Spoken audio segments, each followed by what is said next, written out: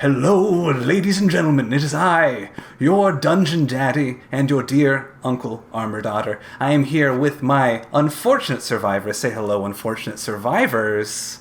Hello, unfortunate survivors. No, he means us. Really? I was the only one? Man. We are a distinct show from Dimension 20, I promise. As always, we are going to start with a little fact about our three unfortunate survivors, starting with the incomparable Professor Avery Locke. Could you please tell us in a few sentences about your relationship with your father or father figure? Yeah. My father, Henry Locke, is a serious, aggressive businessman, very compassionate towards his family, but he wishes that his two eldest sons were born in the opposite order because my older brother, Rowan, is not particularly suited to a life of trade. And he would rather that I inherit the business. Unfortunately, I have no interest in that. Very nice. Moving right along, Miss Desdemona Valmaris, please tell us in a few words, how was your relationship with you and your father or father figure? Yes, so Desdemona did not really know her birth father very well, as he fell ill and died a little after she was born. Desdemona knew that he was a traitor, and he did all he could to help sustain his family. But she didn't go through life completely without a father figure. In fact, Calvin's father, Edwin Valmaris, really kind of took a shine to her when she was introduced to the family officially. They bonded over their love and interests in ancient history and philosophy, and of course they both loved Evie very much. Heartwarming. And last but almost certainly not least, Mr. Mr. Jeremiah, please tell us just a little bit about your relationship with your dear papa. Sure. Jeremiah's relationship with his father, Simon, was a good one. Very standard father-son. They got along quite well. Lots of hard work between them, but whenever they could, they'd take a break from the farm work and either go camping out in the woods, maybe do a bit of hunting. But their relationship was mostly built around, obviously, their family, just like Jeremiah raised his family to do, as well as just working around the farm and just teaching him. As we've already seen, when somebody needs help, you help them. And work starts at sun up and finishes after the sun goes down. I just want to make one quick note that when Desdemona says her father was a traitor, and when Locke says his father is a traitor, it doesn't mean exactly the same thing. Uh-huh.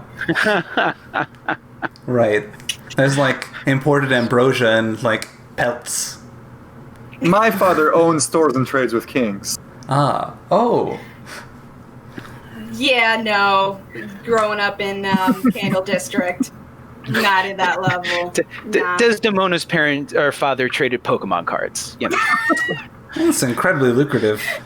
First edition Charizard is like $55,000, my guy, at a PSA 10. That's true. Come on. It's true. Anyway, when last we left our unfortunate survivors, they had barely escaped the burning city of Malmouth. They had a few narrow, close encounters with horrible monstrosities. The least among them were perhaps sort of standoffish Aetherial known as Desay, which gave Emma a little bit of pause, and his right-hand man, Bosco, who Jeremiah was able to keep himself from lunging into the almost certain jaws of death to save an unfortunate captive of hers. After escaping from Malmouth outskirts proper, they found themselves in Barleystalk Ridge, and they were able to get small sanctuary for a time before stumbling across the unfortunate scene of the Lipton farmers, who were now owning Jeremiah's previous farmstead after he sold it to them. And the patriarch of that family was summarily executing his family because he thought that the cult was right around the corner, and they certainly were, slowly but surely marching in, closing quarters, before eventually capturing our unfortunate survivors at the hands of Brother Eli, the head of this specific sect of the cult. And they found themselves bound and chained in some dusty cellar with no idea of where they were or how they're going to get out. And that is where we are going to appear. As you see, your wrists are manacled and shackled fast to the ground, as is your neck connected to the back of your feet, as you are kneeling on this almost looks like a metal executioner block. 6 of you, 2 rows of 3, as your eyes scan from left to right in the room. You see the scant sources of light are these dull, flickering candle lights, and you see horrible sights. You see several flayed men, their skin opening up like some grotesque curtains, showing their muscle and sinew. You see men bisected straight down the middle, but not by a clean cut, rather torn from pressure of the horrible executioner's device they find themselves on. And standing at the only entryway are 2 hooded figures, standing like sentinels, unflinching, unmoving, with wicked curved krisses at their side that are sort of etched with these red runes. And Professor Locke, as you are gazing at these runes, a memory jogs. And we go back about 2 years ago, as you are working with your mentor, Olgaf, the Vault Keeper. And in front of you is a very similar looking rune, a chthonic rune it's a almost obsidian, dark, shiny glass with these dark red etchings marked all the way throughout it. And Olgaf looks up and goes, "This at the wrong time in the wrong place could kill a lot of people." What does it do? You know, I think that this could part the veil in such a way to connect this plane with the void itself. It's not sure. I don't think that all the components are here. I think something is missing. We're not the right location, but we don't have the right power source either. Something to think about. Sounds like the kind of thing we should be keeping in this vault. Oh, if I had my choice, young Locke, I would destroy this, but tucked away is just as good, I'm sure. Better here than out there, right? Yes. And at that moment, you hear the very serious, almost militaristic marching of heavy boots coming from behind you. And looming over you, you see Inquisitor Margraves, stern as ever, raven black hair coming up to a widow's peak, dark circles under his eyes, a stern look upon his face, steely. And he looks to Olgaf and he goes, Olgaf, I need to have a word with Professor Locke here, if you don't mind. And he goes, "Oh, no, don't mind me. I'm just going to be in the back room fiddling with something explosive." And he goes back there. And almost as soon as he saunters out of your field of vision, you hear, "Oopsie, oh!" And then you see Margrave sort of pinch the bridge of his nose, and he goes, "Locke, this isn't easy for me to say, but the work that you did identifying the hot spots for the Cult of Chthon was good." Thank you, sir. I see your value. I was hoping to show it to you as soon as I could. I thought it was proper to come and thank you in person. We were able to disrupt the cult swiftly and concisely. Without your hard work, their sheer numbers alone would have overwhelmed us, but we were able to bifurcate them. I don't think that they're going to be an organized unit for a very long time. At least not in this region. That is good to hear. I'll sleep sounder tonight. I do believe that your work and your work alone save lives, not just ours, but innocents as well. And Sir, we're on the team here. he doesn't let on too much joy or any emotion really, but you see just something seep through the cracks for a second as his eyes sort of light up, and he goes, "That we are," and he just sort of turns on his heels and walks away. As you see his signature pistols at his hips as he walks out the door, and the vault doors shudder and echo throughout the vault as we pull out on an Avery lock. And I just want to check in with you for a moment. How does Avery feel right now? 2 years ago or in the 2 present? years ago. In this moment. Avery feels that he's helping people, and he's doing that using his knowledge and expertise, and that's really what he wanted. It's all he ever wanted.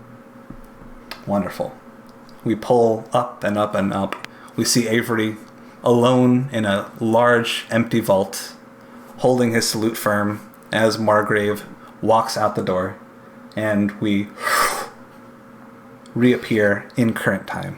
Avery, you are shackled fast to the floor, kneeled over, chains heavy, heavy, heavy on your head. And all around you, you see, of course, Miss Desdemona Valmaris. You see Jeremiah. And you also see the tag-along known as Timothy. Or Tim, as we called him.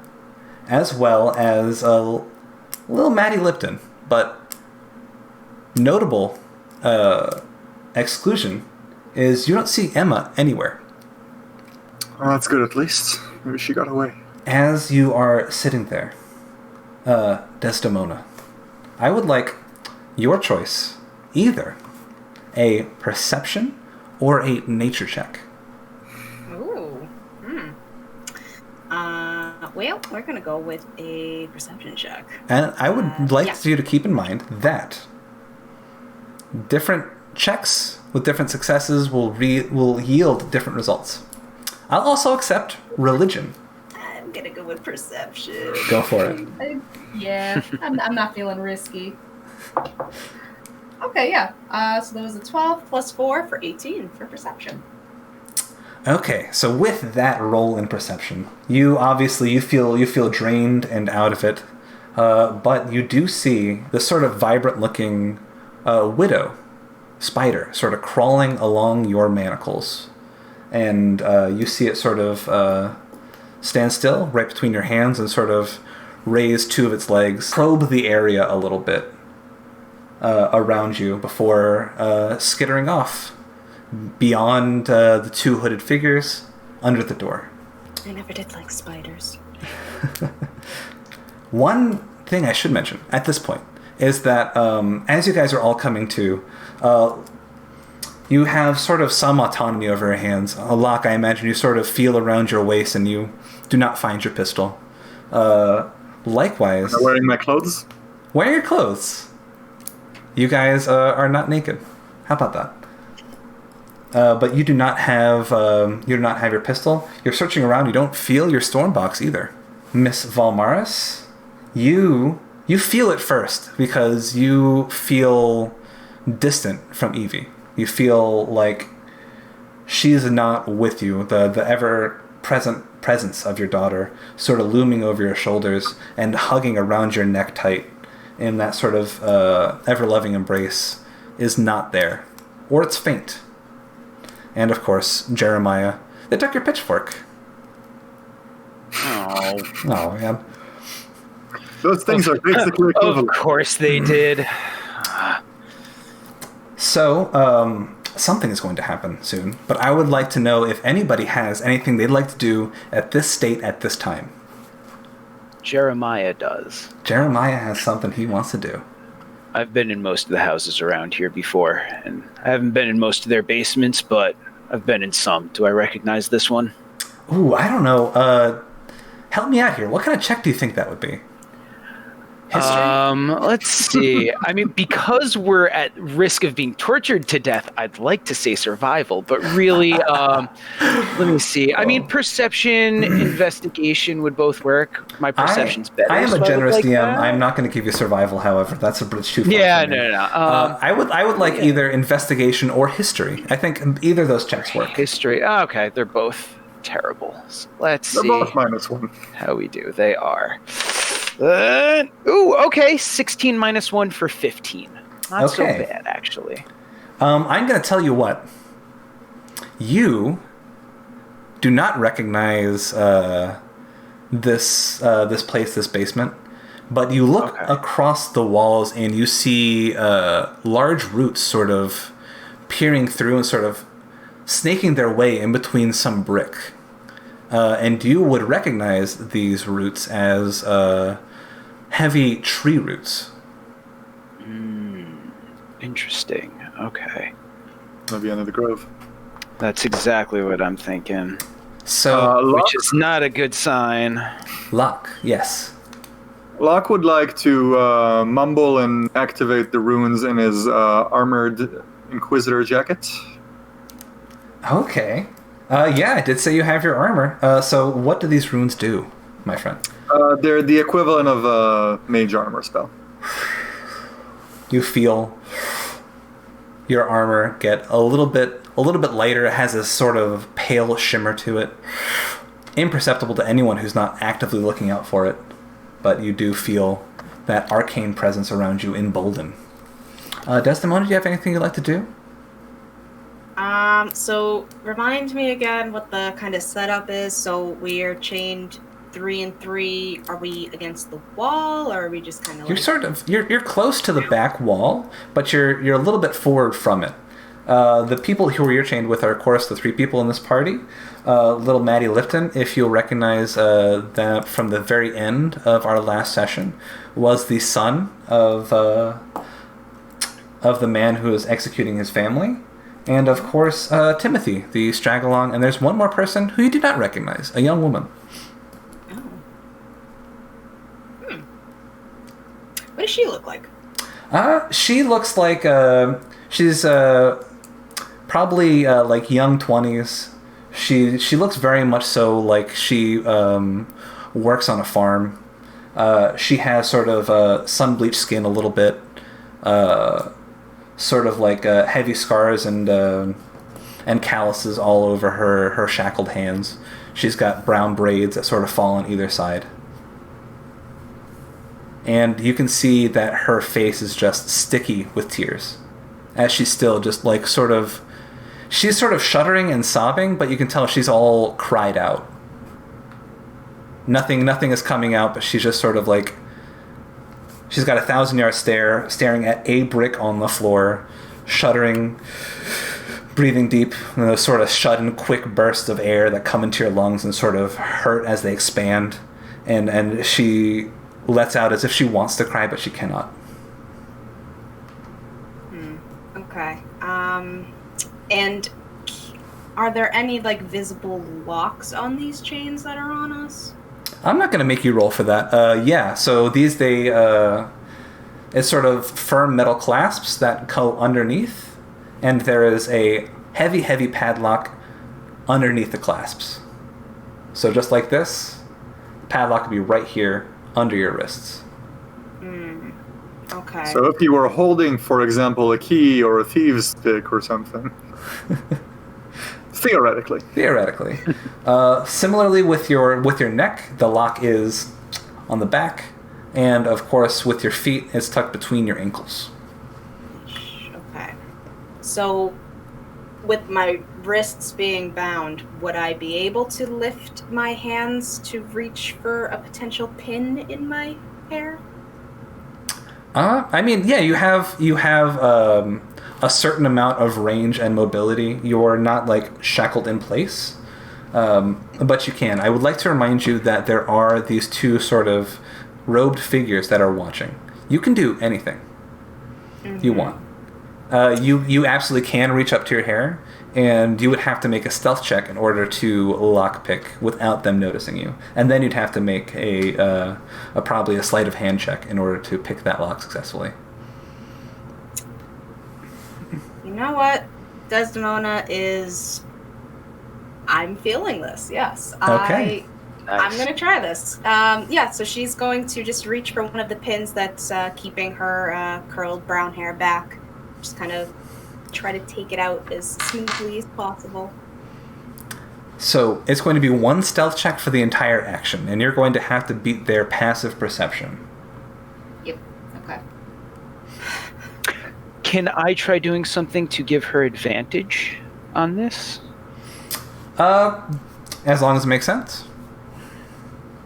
Okay, so this actually, I guess, depends on one thing then. Do I, or maybe even not, do I recognize the girl? You know, I'm not going to make you roll for it either. I'm going to tell you something. I'm going to give you some power. Ooh, I would like you to tell me who this girl is. You can tell, Sure. You know for certain that the cult of Cathalan in this area has been heavily poaching from your farmstead area, from Barleystock Strait. You would know pretty intimately a lot of the people who the cult have picked up. So I'm going to allow you to build a part of the world here, and Great. I'm going to sort of allow you to turn that to an advantage in some way for your characters or your party. Okay, I'm actually writing this down in my notes right now. Her name is going to be Jenna Salwell. Jenna Salwell, She very is- funny, I love it. Yeah, she's the daughter of Thomas, and instinctively I was about to say Martha, but I can't do that. Thomas and Nancy Salwell. They live a few farms down, but as you said, it's a small community. We all know each other well enough. She's the older daughter who was going to be headed. I'm sorry, actually, you said she was about how old? I said young 20s. Young 20s. Okay, so she's probably home. She was probably like coming home visiting from like university or something. They had tried sending her out to get an education. I'm actually probably pretty surprised to see her here. I thought she'd be in school. Maybe something went wrong, or maybe she was just visiting. But Beautiful. So what I'm going to ask for you is that I'm going to say any further information we learned about Jenna will be figured out via roleplay. fantastic. And essentially, any interaction you have with her, anything that you say like out loud to this character is fact, because you're making it up as you go. Okay. Sorry, I'm just still writing some notes. So the goal here is, although Jeremiah probably doesn't even know necessarily what she's doing, what Desdemona is doing, but to unintentionally assist her, he's going to start talking to Jenna Salwell. And hopefully, if the cultists either don't want that, or even if they don't care, it'll at least provide some noise and something going on aside from just her sneaking up and trying to, take this out of her hair and then pick the lock. There's something else Gotcha. going on. Okay. Yeah. So you're just going to Yeah. very I just quickly, so look we can get back to over- the action with Desdemona. What are you going to say to Jenna Salwell? Yeah. I just look over and I just say, Jenna. And I kind of crack my neck a little bit. Jenna, is that you? Hold on, gonna make a roll here. She is still 1,000-yard stare down at the ground. You can tell she's deeply traumatized, but there is a tinge of recognition. Okay. Say, Jenna. I'm gonna do what I can for you. Although right now and that's not that much. But as you are talking, you see the rightmost guard come up to you and just backhand you. You are going to take 2 points of damage. Okay. Actually, he rolled a 19 to start off with, but I'm gonna give him an advantage since you're all bound up. Let's see if he gets a crit. He did not get a crit, so yeah, 2 damage stands. Okay, fair enough. So now I will say, Desdemona, you may make your stealth check with advantage. Cool. Alright. Yeah, okay. Alright. So 14. 14 does in fact beat their passive perception, so you're able to slide the pin out of your hair and you get it perfectly in place within the lock. Now I need a sleight of hand check. Yeah, okay. And this is just going to be straight, no advantage, right? No advantage. You say, can I keep talking to... At this point, the That talking could be would have noisy. helped with the stealth, but the talking will not help with the sleight of hand. Okay. You can do whatever you want. The sleight of hand or Well, I thief was just thinking as or- far as clicking of the lock. I mean, Jeremiah might still say something, but it's all right. We're going to say that all this is sort of happening simultaneously. So there's this whole scuffle with you talking and you getting backhand, and Desdemona is picking her lock all simultaneously. So the stealth check already passed. So go ahead and make a sleight of hand roll. Ooh! 16 plus 1 for 17. Man. Not even kidding. Yeah, you Nice. you finagle this bobby pin into the large brass lock. You feel one tumbler click into place, a second tumbler click into place, and then the lock clicks open. She's just gonna put her hands down immediately. Make sure that the guards don't see that she's out. Or just her wrists are, at least. Wonderful. Not to take away from your success, but you hear this large, sort of rough-looking wooden door swing open, and then you guys recognize Brother Eli. Again, he is towering well over 6 feet tall, sort of sinewy, completely shaven bald, no eyebrows, no hair in his head, with tattoos covering roughly half of his body, or what we can see, half of his head and face. And he is flanked on either side with either more cultists. And he goes, "Oh, blessed sacraments. It pains me to see you like this." He motions to his cultists on either side, and he goes, "The girl." And he points to Desdemona. "Bring her to my quarters." Jeremiah would speak up and say, how about someone a little bit more lively? What, you gotta pick on women who are bound? "Oh, you misunderstand. She is the strongest one among you. She dances with death. She is steeped in it, my child. She is oozing with compassion." Then you don't know much about breaking chains, do you? Crack the weakest link and it falls apart. I think he wants her to join them. And Desdemona, you you see one of the cultists sort of motion to your lock and say, "Sir, she's already undone her locks." And then Brother Eli looks at you and goes, "Unbreakable spirit. Oh, blessed sacrament, I cannot wait." And they unshackle you. Oh, if you Do I want. like any say in this, man?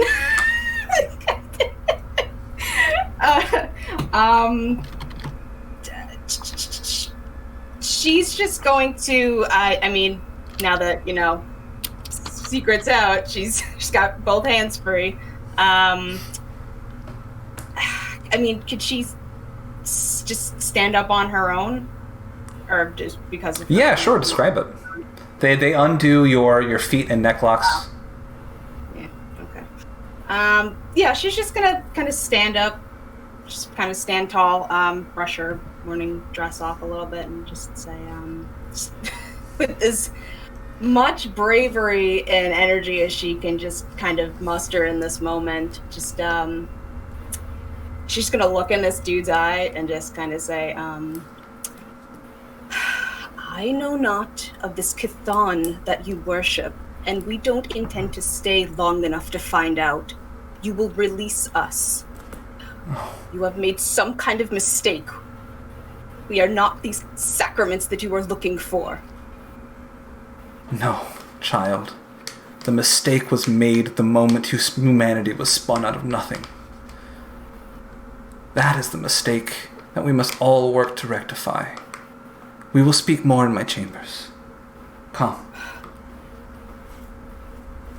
And then he starts walking away. No, I'm not leaving without my companions. They are coming with me, or I'm not going. I hate to use this colloquialism. It is beneath me to speak in such a way, but I would love to offer you the carrot. But I can offer you the stick. Your choice. Go. Are you sure? No. I want to return here. I want to see that these men and women are all right. That depends entirely on you. Come. She's gonna ball her hands into fists and just...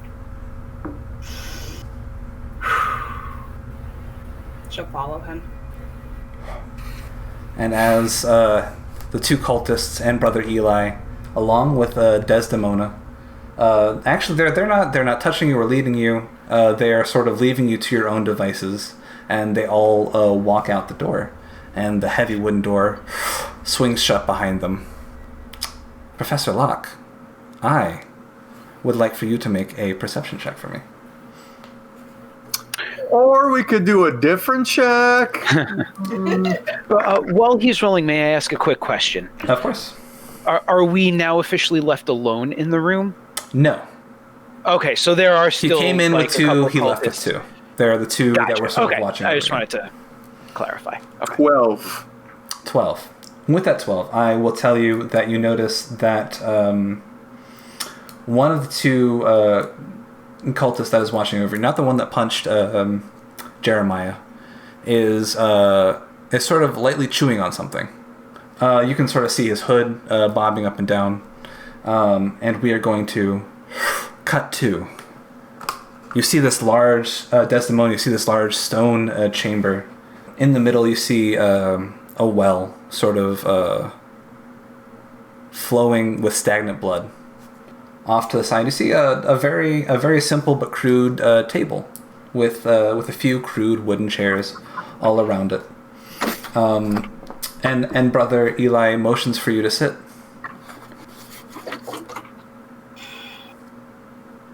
Can I inspect the chair to make sure there's no kind of nonsense about this? I'm gonna make a little roll for him real quick.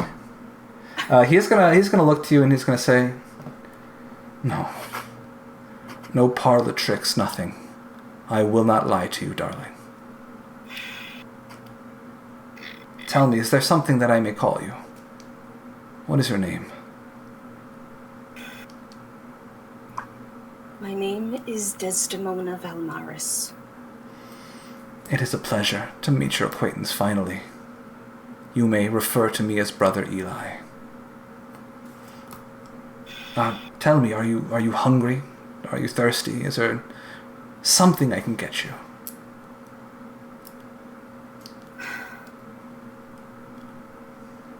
I wish to skip the pleasantries here. You clearly led me here for a reason. Why don't you just tell me what it is that you want? Very well. He takes out his sort of sacrificial dagger and lays it in the middle of the table and then sits on the other side. And he goes, Miss Valmaris, I see something in you. I know how intimate you are with death.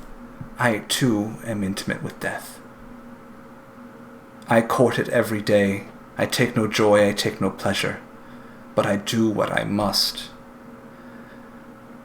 I can offer you a position of great import, of power, to right the eternal wrong, to fend off the scourge that is burning your world alive, and then afterwards,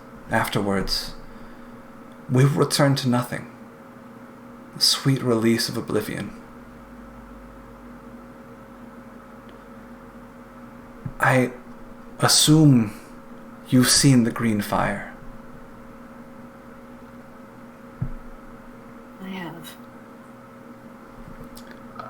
We are the only ones with the power enough to cleanse this world of those monstrosities, those traitors.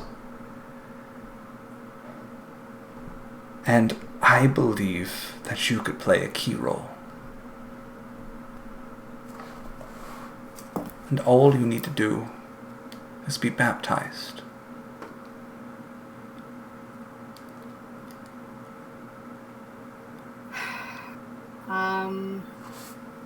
She's just gonna kind of look down at the table where the dagger is and look back up at Brother Eli. Do I truly have a choice in this? Or do you intend to not even have me leave this room alive? Oh. I would mourn your death. I would. But I will do what I must. You, of course, have choices. Everybody does. Whether you find those choices palatable is entirely up to you.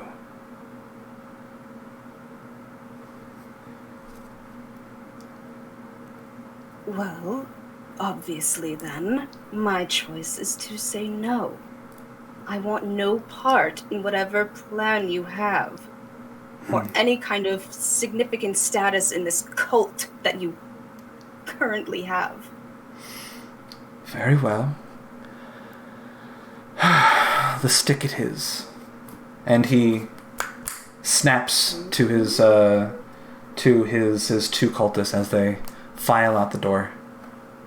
As he just drums his fingers on the table and stares at you. I think you'll see the light. We cut back to the room with Professor Locke and Jeremiah, as well as little Maddie Lipton, Timothy, and Jenna Solwell. Do either of the guards look like they have keys on them? Give me a perception check. Or investigation, if you are Yes, proficient. I want to do that one. Nice. I need to get better at remembering 13. investigation is a thing. 15, you said. 13. 13. That's good enough. Yeah, you see there is one, so I'm going to refer to them as right cultist and left cultist. Right cultist is the one that punched Jeremiah. Left cultist was the one that you spotted chewing on something. You see on that one's hips is a rather large garish keyring.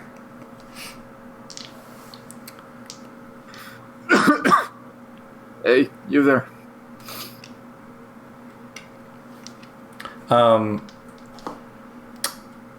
Share a bit of stuff with the dying man?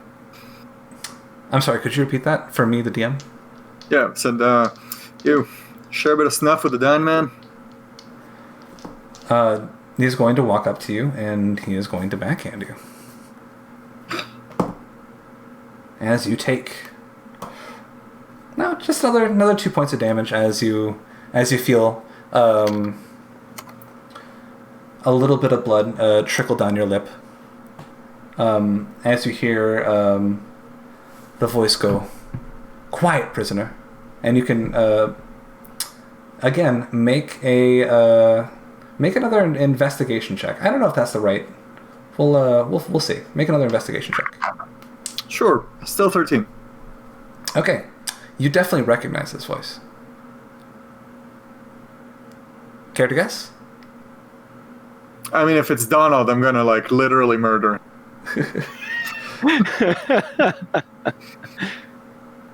You're pretty sure that it is Inquisitor Lucky. Donald! You say that out loud?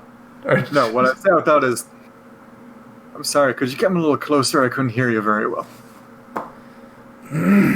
And he gets down to your level and starts sort of whispering. He goes, "Locke, you better keep quiet.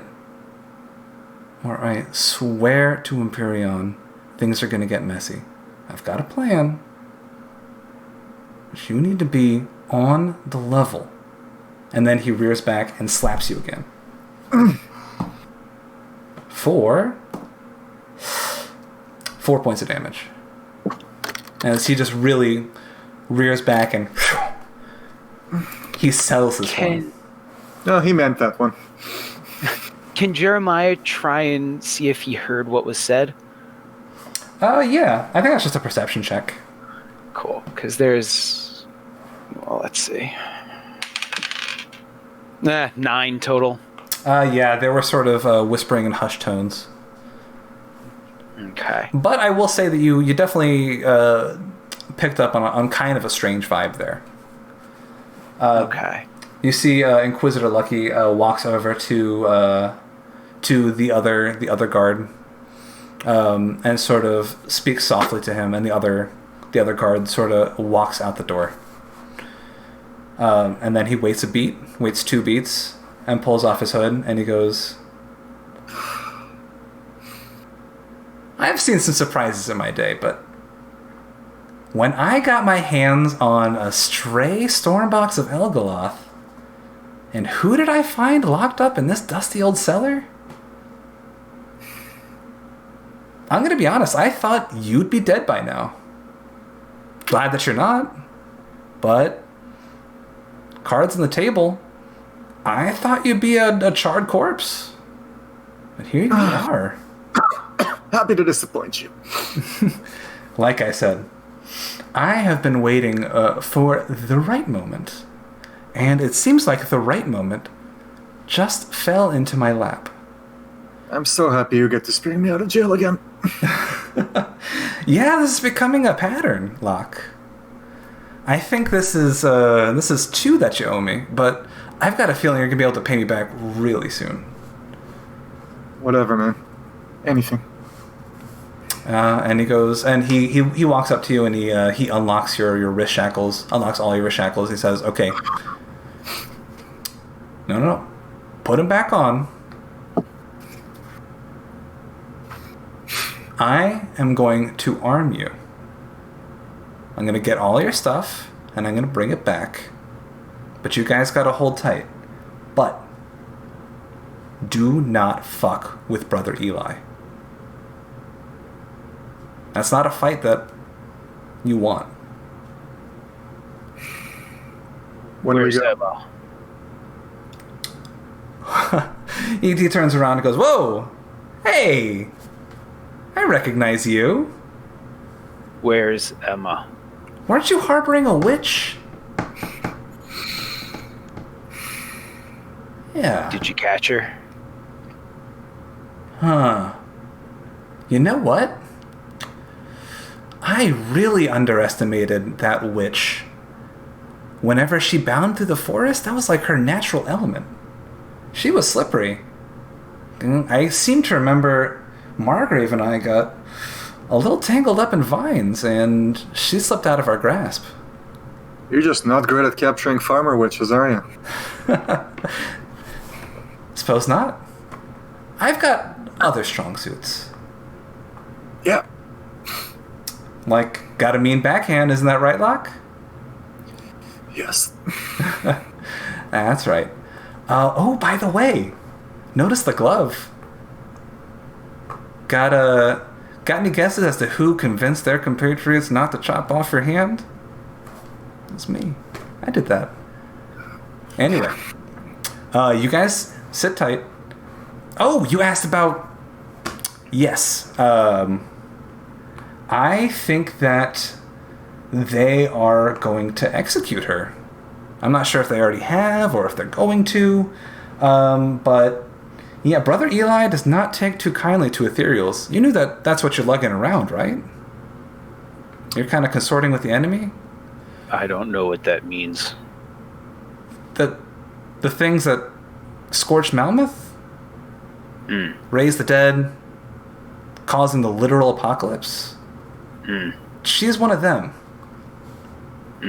We're going to do what we can. Because I'll tell you what.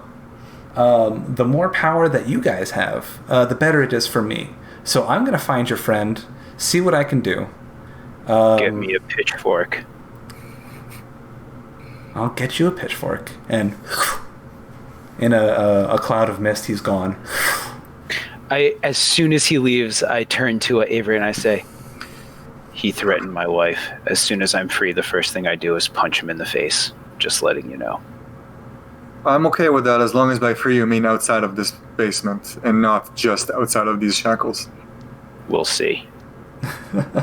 And with I'm that, not leaving without Emma.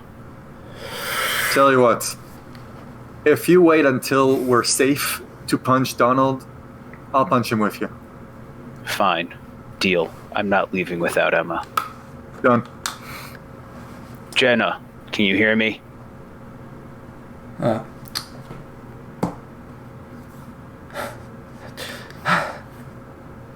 What? Who? It's me, Jeremiah. Okay. 3 farms down.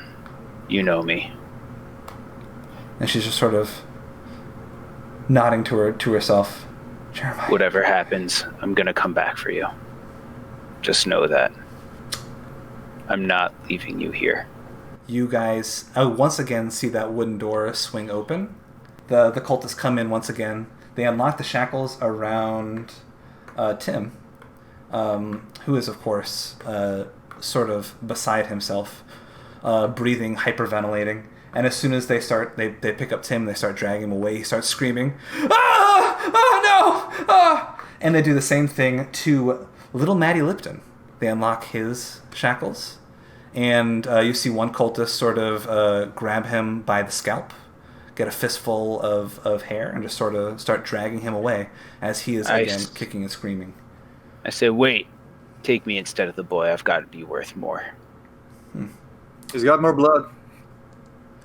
Make a persuasion check with disadvantage. Okay.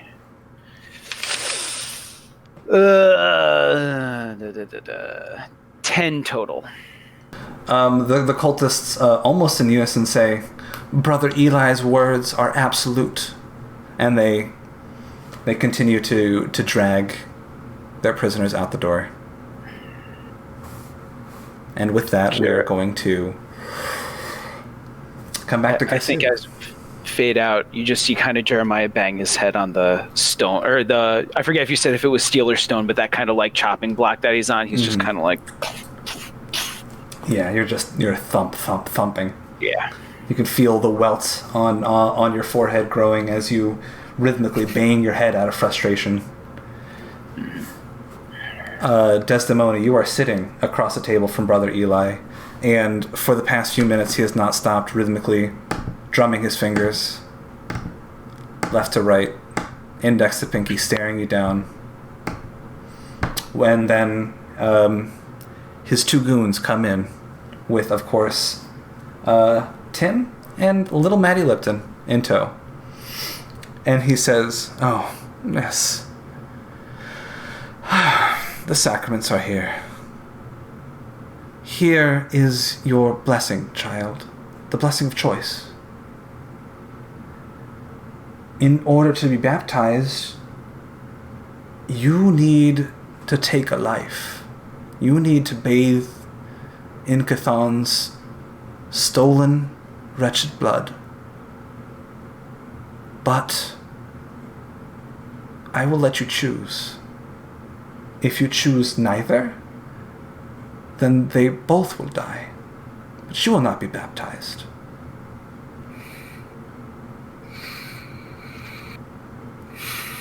And you see on either side of you, you see Timothy just going, no. Okay, listen. I've got a wife. I've got a daughter. They're in Port Balbury.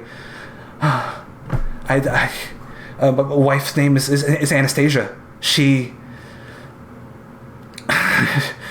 beautiful. She's strong. She loves to paint. Little girl, 6 years old. I swear she's got a voice like an angel. And then you see little Matty Lipton is there just sort of sobbing to himself. Big sort of streams of wet tears and snot dripping down his face, bleary-eyed looking up at you. And Brother Eli goes, "What will it be?" Hate this.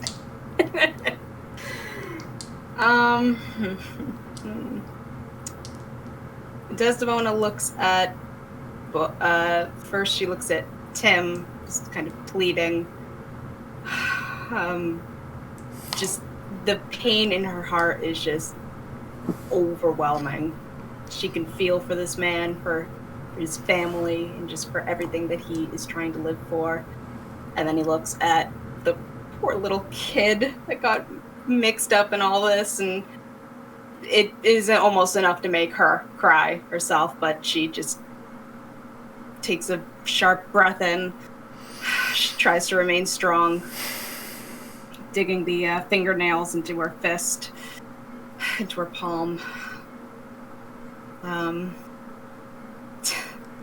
This is really fucking stupid. She's going to take take the dagger off the table. Oh my god.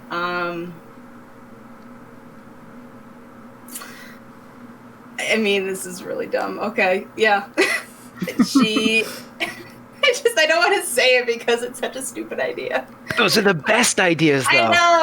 I know. She's gonna just pick up the dagger, kind of inspect it. Yep. You see, real quick, what you see on that dagger. It's got a ruby in its hilt. It's very finely made, nice silver. It's actually somewhere between a dagger and a short sword. It's light in your hand, and it's got a jagged curve up to a point, and all along it are the same sort of telltale runes etched deep into the blade. All right. Just a question. Do I feel that even if I don't have the board in my possession, I might still be able to cast spells? You tell me what check you would like to make, and then make that check. It's got to be Arcana or Religion. Yeah. It's the same. I will roll Arcana just because that seems more in tune with just the connection that she has for her pact and how she's able to have her magic if she has to have the board physically there with her in order to remain with this connection or not. Yeah. Go ahead and make an Arcana check. I've got a DC in my head. Yeah. It's a 9. That's a 9 after bonuses? Yep. Yeah, you can hear far off in the distance, try as you might. You can hear the shuddering and scared voice of Evangeline. Just sort of distant whispers of, Mama? Where are you? It's dark. Mama? And those whispers slowly get drowned out by what is almost a sea of whispers as they sort of seep into your subconscious one by one, then 10, then 100, then 1,000 different voices all whispering at once. And then you just simply hear Brother Eli's voice. You must choose.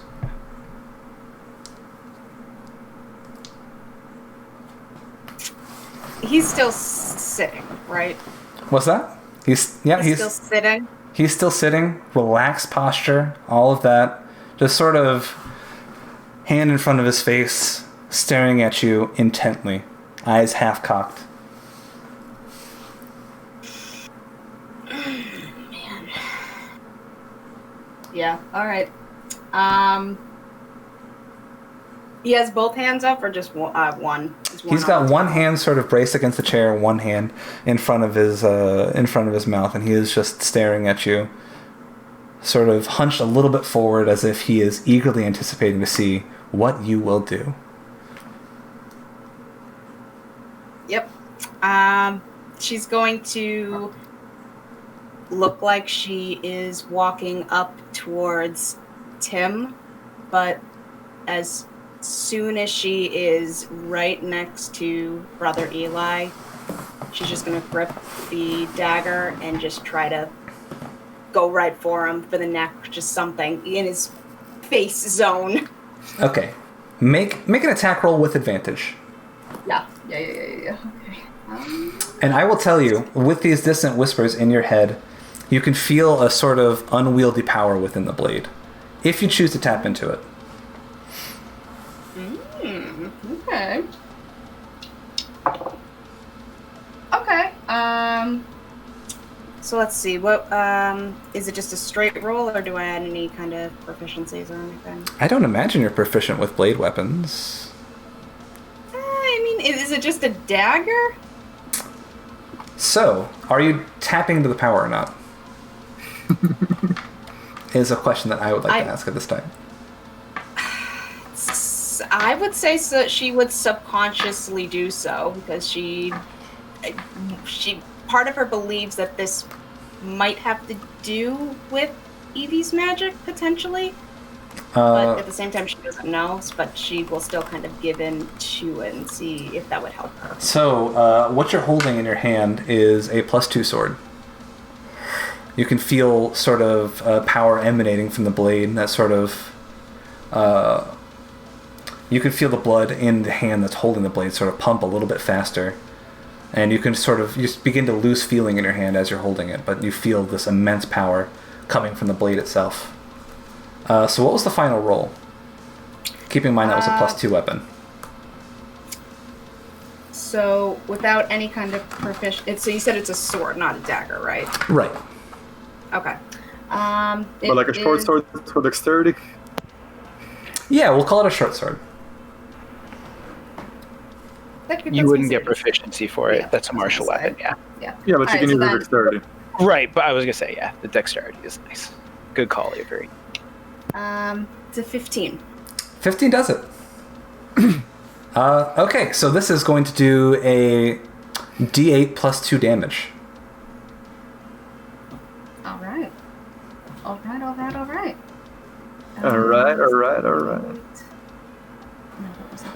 Yes, okay. Yeah, that is 8 actually. Wow.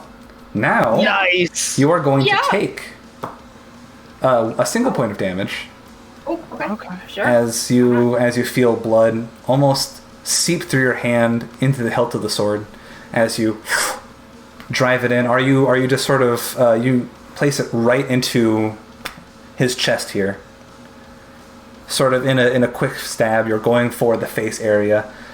Hit right at the chest. You can actually feel the blade pierce through and touch the back of the chair. Are you going to leave it there? No. I'm gonna pull it out and just say, I've made my choice. I'm just gonna try to go for another one if he's still standing or, still with it. He is going to make a grapple check here. Sure. He rolled a 16 and he gets a +3 to that check. Yeah. So, as you plunge the sword deep into his chest, he's going to grab you by the wrist, and then he's just going to sort of pull you close with both hands, and he's going to whisper in your ear, "You chose wrong." And then he's going to take the back of your head and crane it towards both Tim and Matty, as you see the cultists come up behind them with daggers and drag their daggers across their necks. I can't break out. You can go ahead and make let's call this like an athletics check. Okay, I gotta try something. If it's a grapple, can it be acrobatics? Yeah, I was going to say. Acrobatics, yeah. Okay, I keep on fighting against your dexterity. It can be acrobatics. You can wriggle on out of that. I'm gonna try my best here, man. Yeah. Oh, fuck. No, it's a 5 + 1. Well, that does not do it, surprisingly. And he Not is surprised. craning your neck towards this scene as they slowly march forward. Are you watching? I mean, if I have nowhere else to look, if I'm being forced to watch, it's where You can shut your eyes. I'm just gonna try literally with all my might, knowing that it's not doing anything, just try to break out, Yep, you're struggling in place in vain. As Brother Eli looms over you and grabs the back of your skull, fingers sort of wrapped through your hair, and just clamping down. You can feel his fingers digging into you, and he's saying, "You had the choice. You caused this." No. And you see Timothy first begin to choke on his blood. As you can tell, his larynx has been severed as he's just sort of clawing at nothing and gasping for air. And then he goes, "And now, the boy. Look!"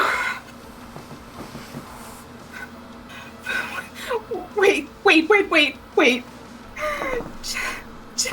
Don't hurt him, please. I'm sorry. Just don't hurt him.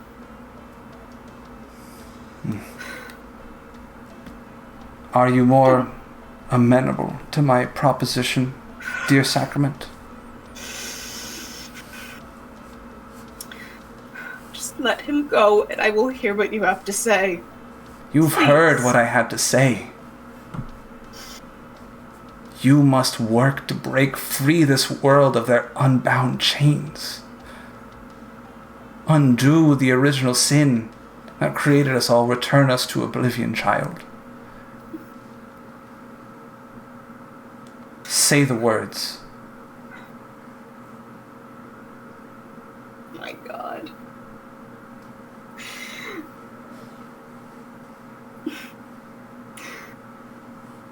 I'll do it. And as soon as, even if you hadn't said that out loud, as soon as you resolved in your head, in your heart, that you were going to make this choice, you feel something shift inside of you. You feel a presence within you. Sort of swirling and chaotic. It's entropy. It's the universe. It's everything. And it's all expanding throughout your body. And Brother Eli lets loose his grip, and he goes, "It is done. Bring them both back to the holding cell." Then we cut back to the holding cell. You see Inquisitor Lucky teleport back in, and he's holding, of course, in his hand, he's got the board. He has got Locke's pistol, and he's got a pitchfork. And he says, there's like other weapons in there, man. Like a sword, like a actual spear. You got a magical pitchfork? We do not have a magical pitchfork. I am unaware if such a thing exists. And that's literally my job, or it was my job. Then I'm good with that. All right. He turns to Locke. He's like, "Hey, you really find yourself a winner here, huh?" It's what he's been swinging all his life, man. We do what we know. True I'll word take a words. shovel if you got one. Can do some Again. nasty things with one of those babies. Farming implements, not really our thing. You want to slip the gun in my pocket, or how do we want to do this? I think I found your girl being held a few doors down. She is guarded, but she is still alive. I'm going to say this, Locke. Has to be quick, has to be silent.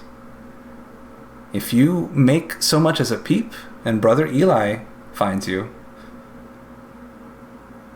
I don't think you're making it out of this basement, my friend. At least, don't confront Eli until you're absolutely ready.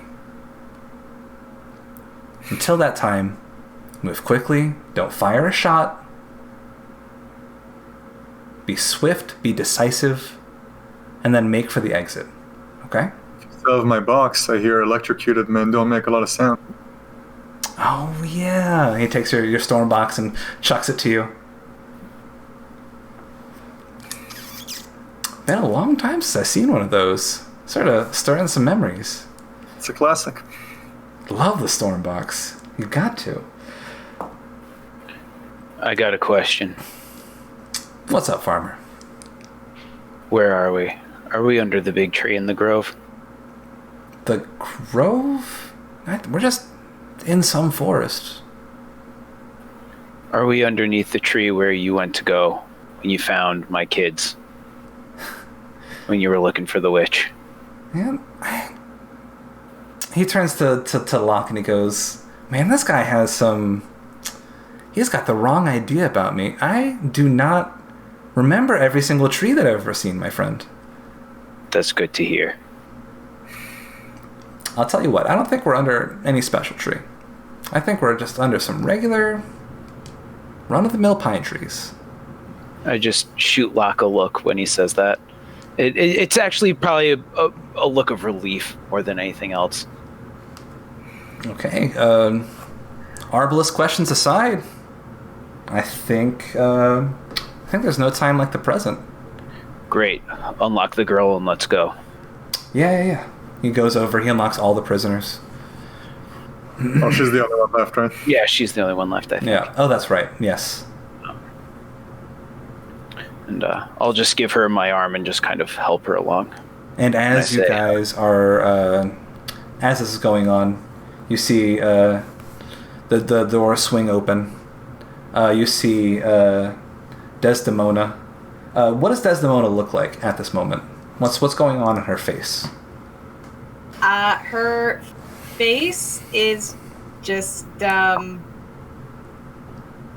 vacant, I guess.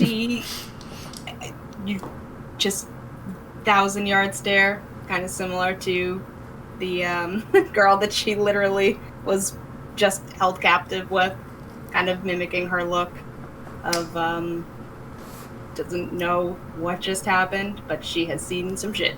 Yeah, all of that plus a light blood spray all over Desdemona. Same thing with Maddie, who just has not stopped crying. A little bit of blood, and the cultists sort of, in a moment of disbelief, look around, see all the prisoners unlocked, and look up to you.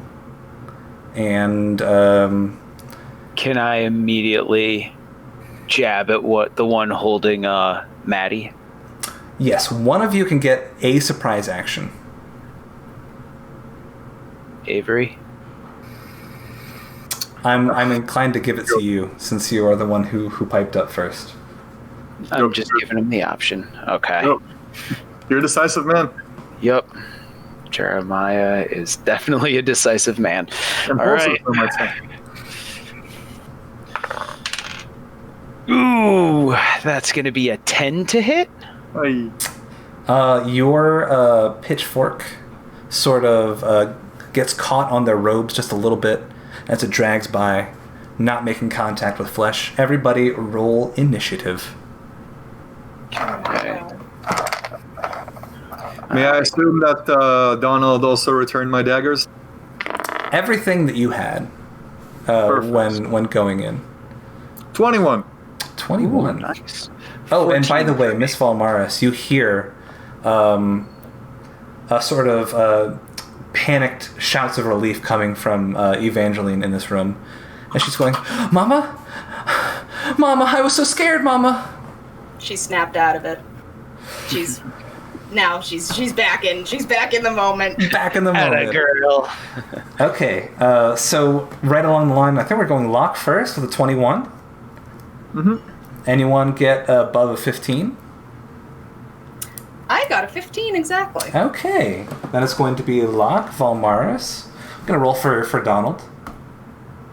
Donald did not roll well. I think he's sort of reticent. That's fine. So Locke, Valmaris, what did you get? 14. 14. Then you. Then Cultist. Then Donald. He was not expecting to have his cover blown this quickly, I think. No. I think Donald is sort of in the corner, sort of weighing whether or not he should he should jump in, or whether there's some other weaselly excuse that he could use. But yes, go ahead and kick off the round, Professor Locke. All right, well, I'm a lot more cynical, so I'm going to throw a knife at the person who's holding on to Desdemona. Make an attack roll. We're going to give him a +2, because Desdemona's technically cover. That's fair. How many people are we dealing with? Just 2. Just 2 shocked cultists. All right, -2 is still 16. Whew. Your dagger sails through the air. Roll damage. 5. Oof. And Desdemona, you see the dagger fly right over your shoulder. Nails that guy right below his neck as he stumbles back and lets go of you. Desdemona, it is your turn. Yeah. All right. And you do see a dumbstruck Inquisitor Luck in the corner. Inquisitor Lucky, I should say, in the corner, holding your board.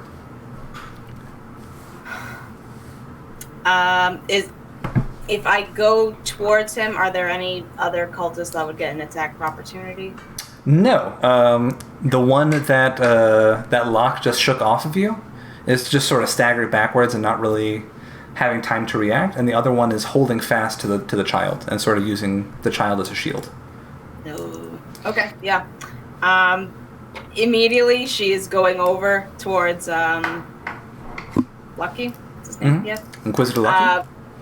She's just gonna hold her hands out and just say, "Could I have that, please?" He goes, "Yeah, go right ahead." Thank you. And she's just gonna give it a quick hug, just kind of close, and she's just gonna kind of run her fingers across the surface of the board and cast Eldritch Blast on the guard holding the child, Maddie. For a brief second, the dissonant whispers that have been sort of clouding your mind are entirely shunted out as once again you smell lavender, you taste lemon, sweet sugar, and that lilac bolt manifests in front of your fingers. Roll for attack. You buddy. It's a 15. 15 is going to hit. Even, we'll call this medium cover for the child. Just call it a shield. Just 1 AC for the child shield. But yes, that works. That hits. Alright, 6 damage. 6 damage. Yeah, that's going to be enough to get him to sort of stagger backwards and let go of Maddie. As he's clutching his shoulder that clearly got blasted almost clean through. Jeremiah, it is you next. Okay. Question. Have we had enough time where I would be able to use my action surge again? Is that a long rest or a short rest? That is a short rest. Technically, you guys were knocked out for a little bit for an undetermined amount of time. I would be reticent to give you that, but it's up to you. I'm not asking to roll hit die. No. I'll give it to you. I gotta ask though. I believe that you guys are going to need every advantage. I hate it when he says that. Is that a yes then? That's a yes. Okay. I'm just gonna uncheck that. All right, Jeremiah is gonna plow forward, and first he's gonna try and finish off the one that was holding Maddie. Go for it. Little Maddie Lipton. Oh my gosh, that is a 2 + 5 is 7. That's gonna be no good. Rough. You swipe wide, and you hear over your shoulder, he goes, "Yeah, you seem to be really putting in a lot of work with that pitchfork, farmer." And I will... Actually, I'm not going to action surge, because I was going to hopefully take out both of them to keep them from doing anything, but that's not going to work. So Right, I kill one will. of them. Donald can kill the other, maybe. Yeah, but I feel like we may need that for later on. We got a whole thing to go through. I'm gonna. After that first one misses, I'm just gonna take my other hand. He's already let go of Maddie Lipton, correct? Correct. I'm gonna, with my bonus action, if I can, just kind of grab Maddie and pull him behind me. He's a shield. It's an item interaction. Yeah, we're gonna call this an object interaction as you just take Maddie by the shoulder and drag him behind you. Stand behind me. Stand firm with your pitchfork. He also brought you your barrel lid. Yes. Can't forget the ye old barrel Best lid. shield ever. These cultists are gonna make a run for it. Shit. Opportunity attack? You get an opportunity attack on one of them. They're both roughly equally damaged. They're both bloodied though. Cool. That will be a 15. That hits. Excellent. And hold on, I want to make sure I get the correct hit die. Okay. Nope. Ooh, nice. 5 plus 3 is 8 damage. All right. So for these weenies, we are doing cleave. So any excess damage is going to spill over. So you go ahead and skewer one, take out your pitchfork, and then swipe it across the next guy. As one of them falls dead in front of you, as the other one trots out the door, or really sort of sprints out the door. And once again, Inquisitor Lucky looks to all of you guys and guys, okay. Remember? Quick and silent as he teleports out. And Okay. a few moments later, teleports back in, sort of covered in blood. And he's like, all right, guys. Down the hall, count 3 doors, and then bust in. Okay? Thank you. Got it. Thank you. Hey. On our way out, can Jeremiah grab a set of the manacles and put them in his backpack? No. These manacles are bound to the floor. Ah, okay. Damn. Worth a shot. Did the guy take my dagger with him when he ran off? Okay, we'll do a luck check to see which cultist Jeremiah killed. Whether it's the one with your dagger or without your dagger. I think it was not the one. It was not the one with the dagger because I was attacking the one that was, yes. Yeah, that. I'm asking if he took the knife out before he ran away. Donald Luck is going to toss you your knife. Thanks. God. You forgot. I've never this. hated an ally so much. And then, so Donald Lucky is in the wind, in a puff of mist. Jeremiah starts pushing out the door and says, Go. let's go. 3 doors down. You notice that Jenna Solwell is not following you. Jenna, we don't have time for this. Come on. Make a persuasion check. I'd rather just, if it's all right, use athletics and literally just pull her along. Yeah, go for it. This is one of the things, right? Jeremiah is practical. He does not have time to persuade her. She can deal with her own shit on her time, not our time. Yeah, she's dead weight in your arms. Yeah, we've all got stuff to process. So go ahead and make that athletics check. If that's all right. It's going to be a 9 total. So I'll tell you what, you're gonna pick her up, but you are going to sort of stagger behind the rest of everybody. Okay. Are you guys standing still, or are you guys already on the move? Because I start moving. Sorry. If I look back at him, right? If I look at him and I have to look back, like Jeremiah. You guys are doesn't. You guys are hearing the sounds of sort of like a soft mobilization, sort of like chattering throughout, as well as people just sort of shuffling and moving. I say, I'm right behind you. Let's go. Well, we're moving. Mm-hmm. He doesn't even explain. You already know enough about Jeremiah at this point, I think, Locke, to know that Desdemona, you'll notice that Locke is lagging behind you a little bit. He seems to be in a really bad shape. Oh, man. I probably cannot take another hit. That's okay.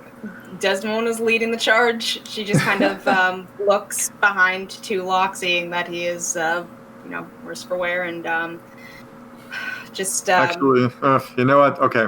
I'm going to need to use my my last slot here. I'm going to give myself a heal as we're moving. Any spell slots you guys would have recovered on a short rest, you can recover those. Just so we're all on the level playing field. Well, that applies to the two of us. So. Well, I got the action surge. That's sort of the basis. Is that we're saying you guys enough time has passed. You sort of recovered a little bit of that pact magic. I think I recovered 7 health. Very good. Okay, that puts you double digits, I think. Yeah, as I move my my glove kind of over my most hurt parts, let the green light fix them up a bit. Yes, wonderful. And no, I'm not in double digits. Oh my god. Ooh. Those backhands really did a number to you.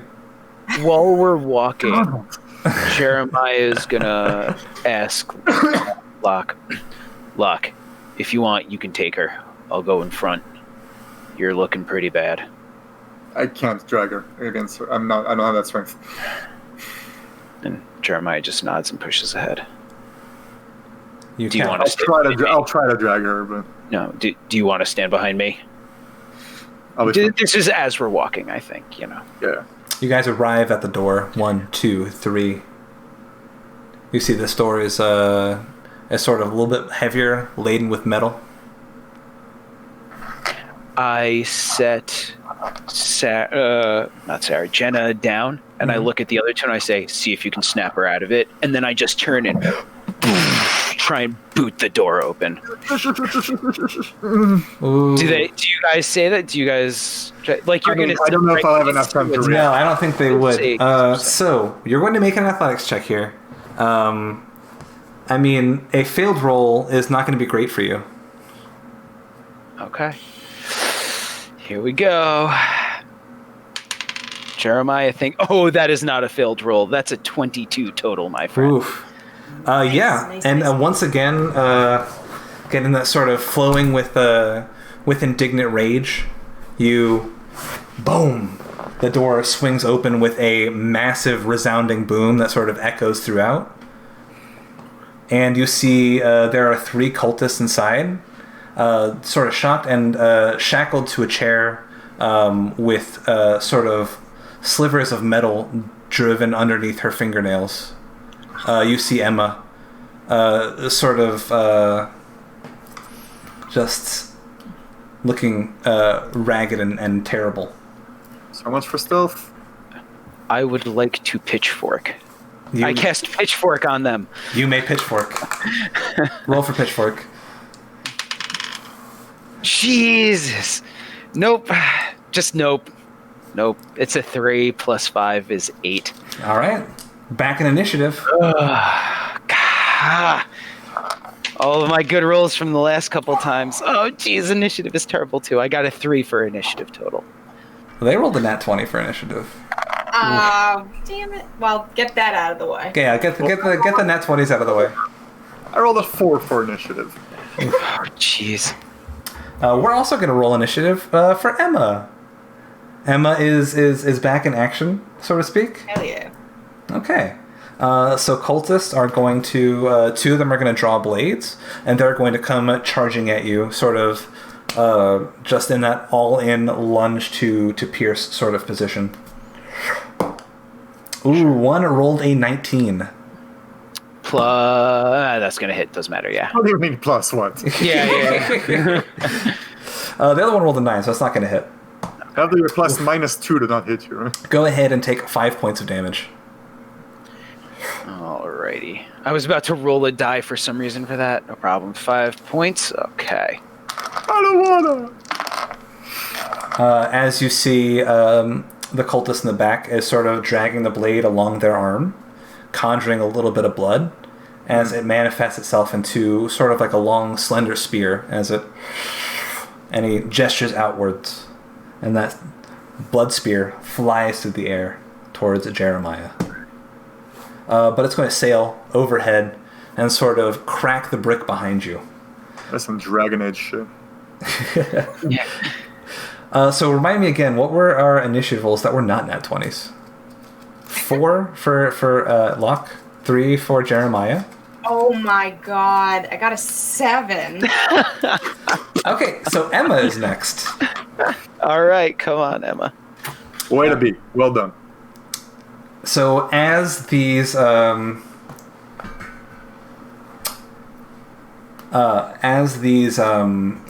have their back turned, you're going to see Emma's eyes light up with a radiant green as she stares at you, Jeremiah, and she says,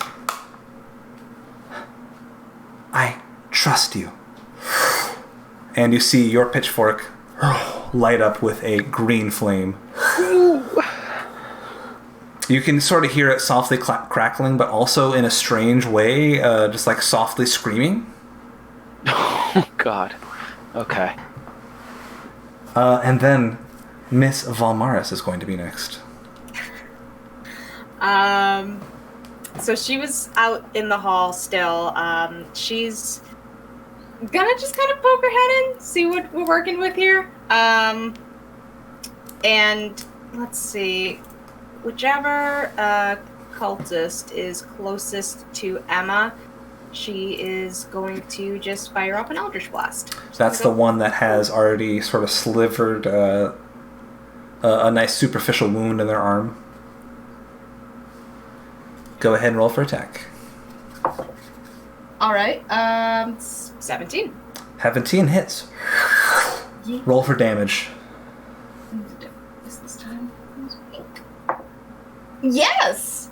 10! Plus 3 for 13. Oh. Yes! All right. Okay. Nice. Since you rolled so high, I would love for you to describe how you kill this cultist in a single blow. Oh, man. I mean, just from seeing what these people are all about and just how they just have their twisted sense of what they believe is right, she just kind of goes blank for a second and just out of it. Just, Not thinking, not feeling.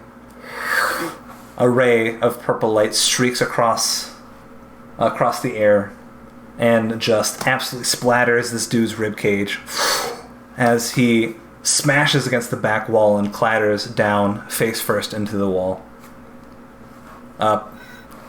Professor Locke, if you will. I do believe the silent option has long since passed. If you would like to go guns blazing. I mean, one part of me is like, well, one loud thud is to make them fully aware and completely mobilized. The other part is like, all right, like, we need to get out. Let's get shooting. And I think that's winning. All right, he's a rootin' tootin' shooting boy. Out of character, I'm sorry. In character, Jeremiah was not thinking about that at all. Yeah, we know. Oh, no, I'll get you. No, just wait. Give me 10 minutes. Give me 10 minutes. All right, so my nice little Eldritch shot here is a 2 hits. Oh, yes. You say 19? I know, I said 9. Oh, 9. Oh, that is not good. Guys.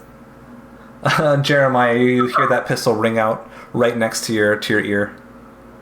As So I get tinnitus. you just get a little ringing in your ear. But it is your turn next, as you are holding this pitchfork wreathed in green flame. Yeah. I look at. Oh, and I want to stand such that nobody can, like, leave without going past me. Gotcha. Okay, you're just standing in the doorway. Oh, I thought I was saying even better. Oh, I'm probably. Oh, you're inside by then. Yeah, that makes sense.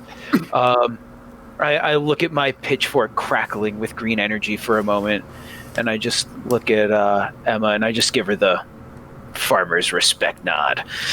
Wonderful. And then I stab at the one closest to me with my pitchfork, just torturing little girls. And Eli called himself a father.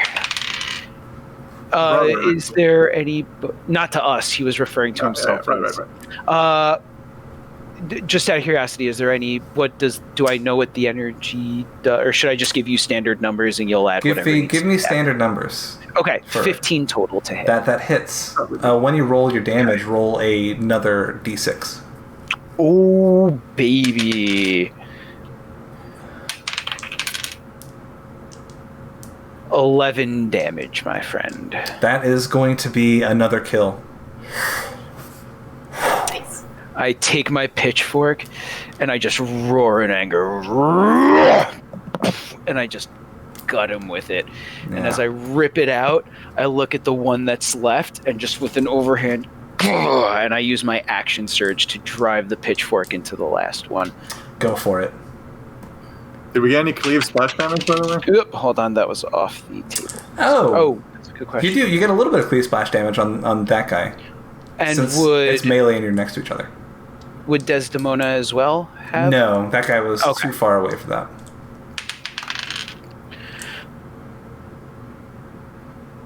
12 to hit? 12 barely hits. All right, and that is going to be... That's going to be 12 damage total. Yeah, once again, you skewer one guy, twist your pitchfork around, and almost like you're shucking hay, drive the pitchfork up and under their ribs and lift him off the ground. As you pull your pitchfork back, that cultist I don't is think limp so. I and think dead. I just toss him into the corner. He doesn't deserve to be on my pitchfork. And if nobody else has a problem with that, I would like to rush immediately over to Emma. Yeah. And I take a look at her. May I make a medicine roll to remove her devices with as little pain as possible? I know it's going to hurt no matter what. Emma sort of looks at you cold and steely, and she says, I can handle it. Go ahead and make the medicine check. And I say, I can't. That is going to be an 11 total? You think the cleanest, quickest way to do it is just to yank them out the way they came in, just get them out? And I just look her in the eyes and I say, I'm sorry. And I just... yeah, she winces. And then and then she just sort of swallows whatever's in her throat, and she goes, let us continue. Can you move? Do we have a key for her shackles? They're just sort of like leather bands. Oh, perfect. I have a knife for her shackles. Even better. Yeah. Here, I hand him one of my knives to... Yep, I'll just give it a quick and pass the knife back and lead her out. Can you walk? I can walk. All right, let's go. All right, and go ahead. I look at... Jenna. I was going to say, is Jenna still super out of it, or has she kind of snapped back to reality? It's been like 10 seconds. Well, but it's been a busy 10 seconds. So you can see that now Jenna is sort of standing on her own 2 feet. But she still looks glazed over and despondent. But you can tell that you don't have to carry her or anything like that. You can sort of lead her by the hand. Beautiful. Okay, move. I'll get her. All right, let's go. And we push ahead. Okay, so real quick, I'm going to grab her hands. Mm-hmm. I'm going to look in her eyes. And I'm going to say, Jenna, I know you can hear me. And I want you to know something. I am not Jeremiah. You're coming, or we're leaving you. And then I just start moving. Okay. You can go ahead and make a persuasion check with advantage. Maybe she just needed a little bit of tough love. I love that. With advantage, that's 12. Oh my gosh. Not the persuasive type. We'll just make a contested roll against it to see what happens. No, she sort of just... You can tell she heard the words, but for all you know, they just turn into static in her head. I'm good for my word. I'm moving. You're not gripping onto her hand? As long as she doesn't offer the least bit of resistance, I'll keep holding. Not really, no. Yeah, she's sort of plodding along with you. If I ever need to do anything with my hand, it's... Who is leading the charge here? I think I am. All right. Does anybody know the way out of here? As he stomps ahead. Once again, Jeremiah's act first, think later. Appearing in front of you in the hallway in a puff of mist, Inquisitor Lucky with his boots glowing, and he's like, I could have swore that I told you guys quick and silent. Sometimes you can only pick one thing. How do I get out of here? Follow me. And he's going to look at Locke, and he's going to be like, oh, that hurt? Later. And he's going to utter a restorative word, as you see as his eyes flash blue and pale white, as he invokes the name of Ishtak, the Spring Maiden. And you guys all feel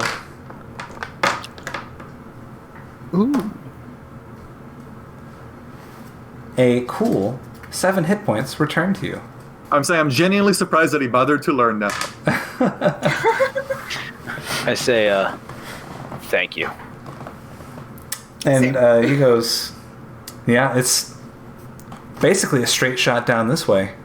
But I don't think that you're going to get out of here without a confrontation from the big bad Eli. I look at the others and I say, if that happens, I'll hold them off. You keep going. Okay, go. The only chance of not doing it is if we move. Perfect. And I'll take the lead still. All right. Instead of having you make a check, I'm going to have you make a wisdom saving throw.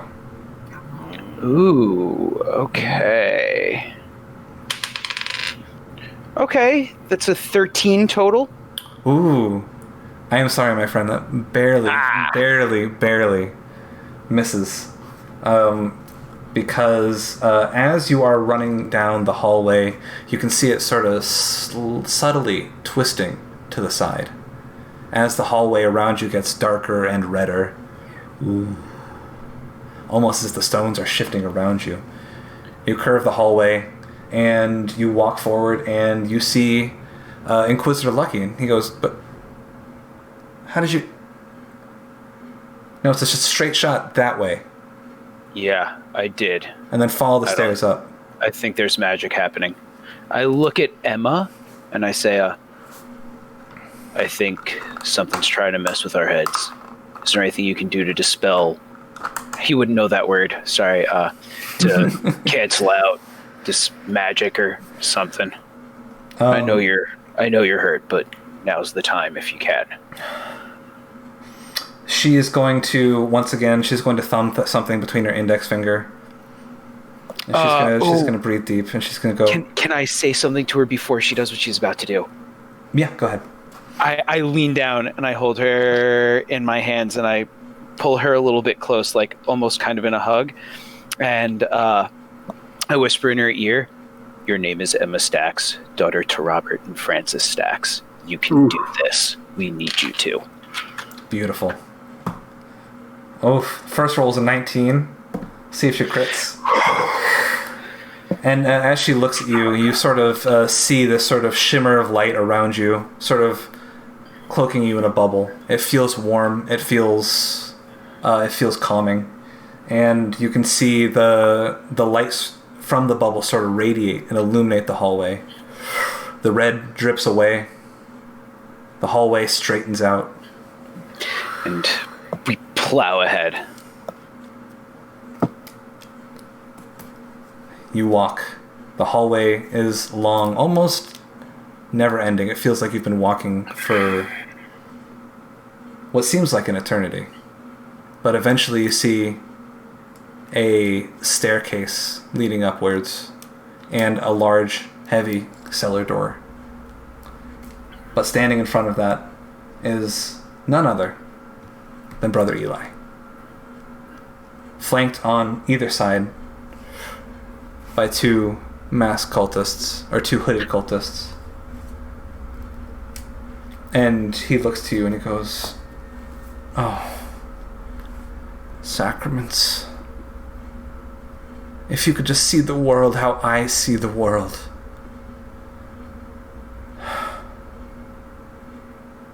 I take no pleasure in what I'm about to do. I do. And as he's talking, if I can, I throw a hand axe at his face. Okay. I've got Jeremiah has no time for monologuing. Go ahead. Throw your hand axe, my friend. That's going to be D&D. Hearing him talk. Yeah, this is D&D, baby. Sometimes you gotta interrupt. Nope, it misses. Oh my god! No. It's not a natural one, but it misses. Okay, yeah, it sails through the air and clunks into the cellar door as Brother Eli looks at you stone-faced, as he sort of raises up his hands and takes off his robe. And you see, he is now completely, as good Empyrean made him, naked as the day he was born. And you see the tattoos drape from the top of his bald head through his face, all the way down his body, down the right side of his leg. He's completely covered in those same sort of ritualistic tattoos. And he raises his hands and he goes, "Behold sacraments. The gift of Cthon." As the two cultists on either side slit their own throats and stagger forward as blood begins to funnel into his hands, as you see his bones shift and pop outward and sort of slide out of his skin. His jaw descends and cracks outward and lurches upwards in these hideous jaws. His nose and snout sort of elongate as you see his eyes sink further and further into his skull. As he sort of hunches over, you see his spine begin to peel out of his back in these jagged, twisted spikes. And a little tail starts to form out the end of his body and slide to the floor.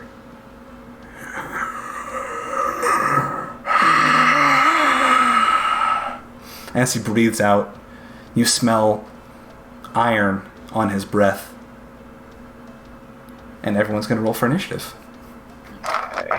As we do this, I just say backwards, walk, prepare to get everybody out.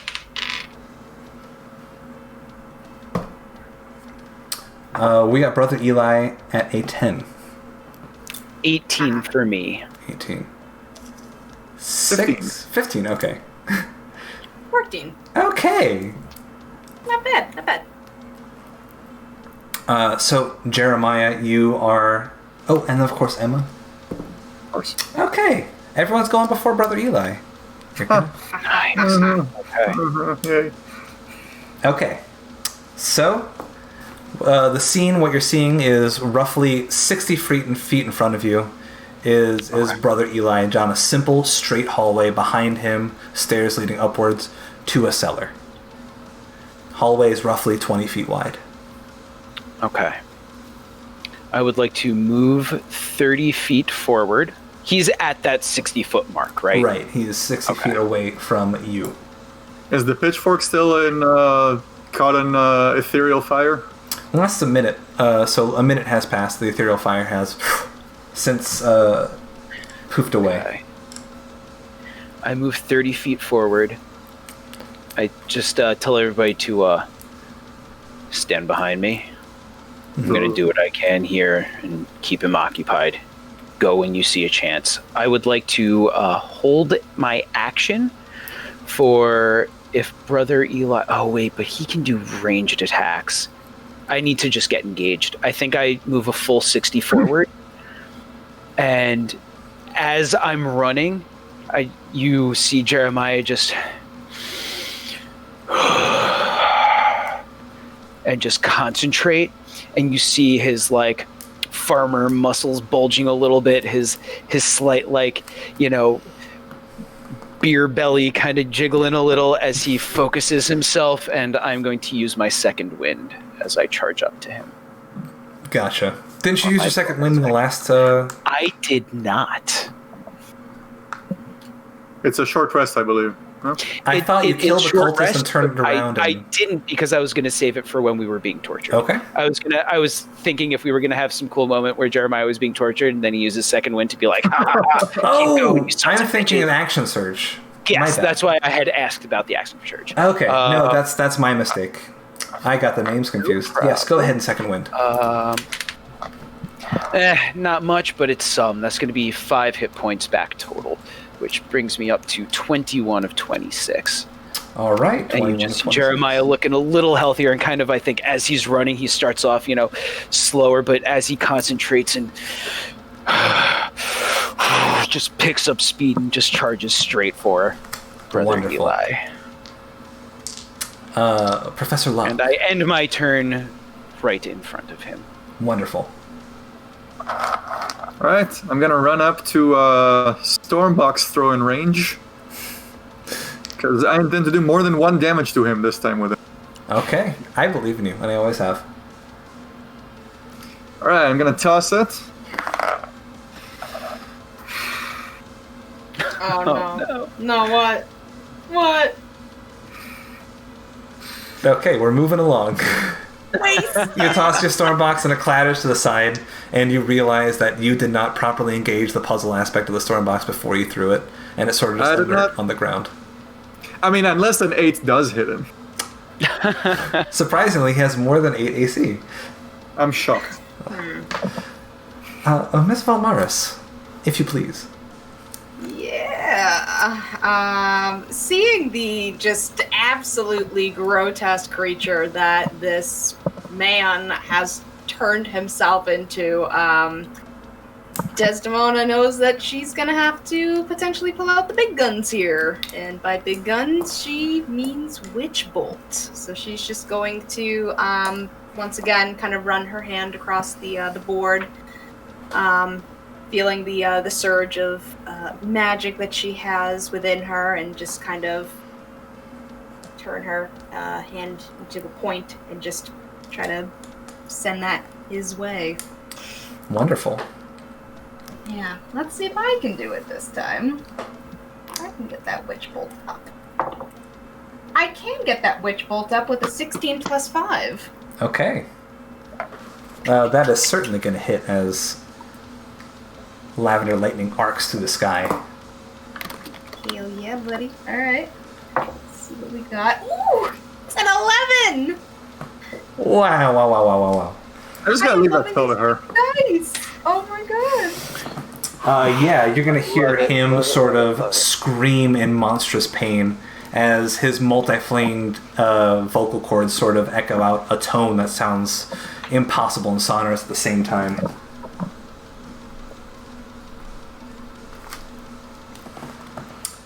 He is going to use a legendary action.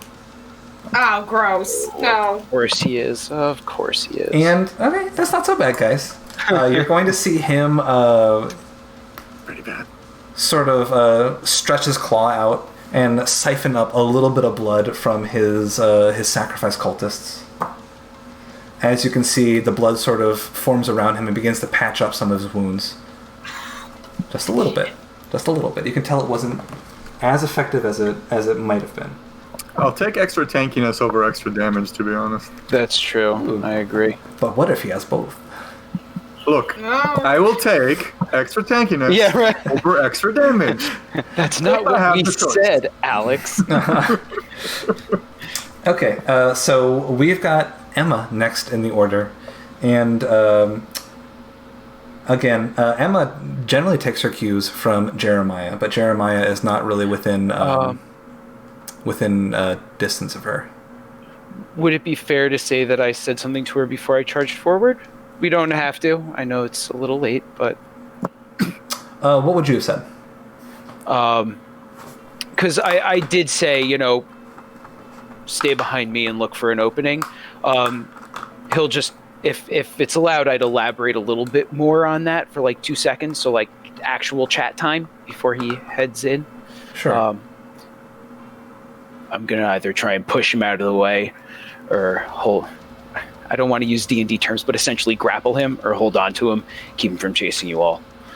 So that's what I'm doing. So she can kind of take her cues, at least from that's my intended plan, if she would like to either help me or just hang out, help others, whatever she wants to do. Gotcha. She is going that's Jeremiah's to plan.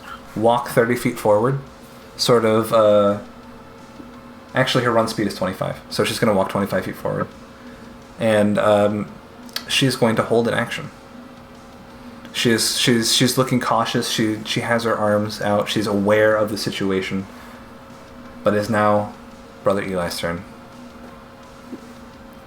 And what I'd like is for Jeremiah to make a dexterity saving throw for me. Okay. Dexterity saving throw. Ugh, nope, that's a 5 total. Whew. Not good. Come on. We are not pulling our punches today, boys.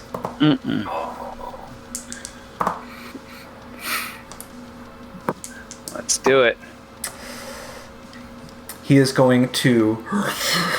You're going to see his chest expand with a horrible, horrible breath. You're going to see his skin bulge out as his stomach sucks in, and he is going to bellow in your face as you're going to see blood and viscera sort of stream out from his gaping maw. And you're going to feel vitality sap from you as everyone around you sort of sees Jeremiah's skin go a paler color. And you are going to take 15 points Oof. of necrotic All right. damage. So that means you cannot recover those hit points until you get a long rest. Okay.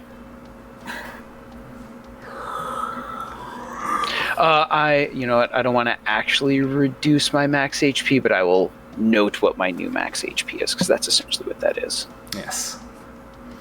I believe it might be 11. It is. Yeah. But I'm still up. Counts. And we're back at the top of the order with Jeremiah. And, you're going to hear Emma over your shoulder, and she's gonna go, Jeremiah, do you need me? Yeah, I think so. You're going to hear an exasperated, just sort of stifling of pain coming from Emma, as once again, who's behind? It would be everyone but Jeremiah. You see sort of Emma fall to her knees, as once again Jeremiah's pitchfork crackles with ethereal fire. I should be right about next to her. Yeah.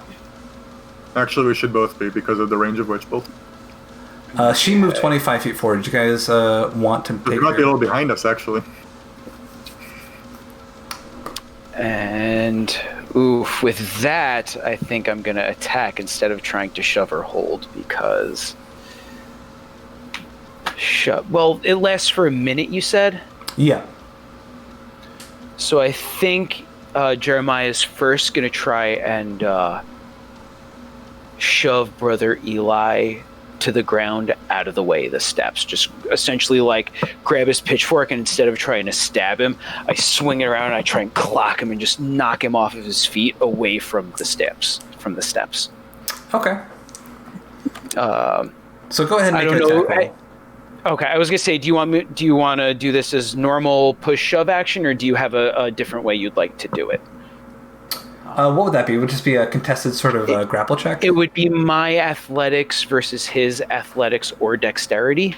Is there like a bull rush action, or how does that work? I believe that's actually a special ability that I'd have to get at some point. Yeah, so if you Shoving want to is an forego your damage... Right, and- that's the same thing, push shove. Yeah. Okay. That kind of. You would knock him prone, giving your allies advantage on their attacks, but you would not be able to do damage. Right. What do you guys think? If we can Follow your heart, my guy. Which would you prefer? I mean, I believe actually if he's prone, range attacks have disadvantage again. Is that a thing? Oh, God. Okay, fuck it. I'm just gonna pitchfork him. Pitchfork. Screw it. We can't let this guy live. It's a 10 total. My attacks are just not coming through today. Yeah, you see looking good. Brother Eli in this new form is incredibly quick, almost unbelievably so. And as you swipe wide, he ducks out of the way. And up next is Professor Locke. Pew, pew. Wait. Do I get a sense that in this form he might be vulnerable to radiant damage, perhaps? Roll a history check with advantage. History? Okay, sure. We're going to say history or religion if you have either advantage. Honestly, I'm equally good at all of them. So Yeah, but I'm just saying that since you have studied the Culticathon, now canonically, you would know how best to deal with. it's a 20. It's a nat 20. Nat 20. Nice. Finally got one on our side today. Yes. Yeah, not an attack roll, but Hey. You Take it, know 20. very well that this is what looks to be like a modified Helion. So you would know that this creature does take more damage from radiant sources of damage, does not take damage from necrotic or fire damage. But with that nat 20, you can also see that Brother Eli is sort of leery of the pitchfork wreathed in aether fire. makes sense. All right. In that case, I'm gonna shoot some radiant ammo at him. It's gonna be a broad kind of bright ray of energy, and he needs to make a dex save. Okay, then he shall. He got an 18 on his dex save. I disagree. I mean, you can sue me if you want. My lawyers are top notch, kid. I don't believe I get anything on if he's. That's it. Yeah, you feel that was a radiant shot right there. Whew. But for the record, cover doesn't affect this. Okay, good to know. Miss Valmaris.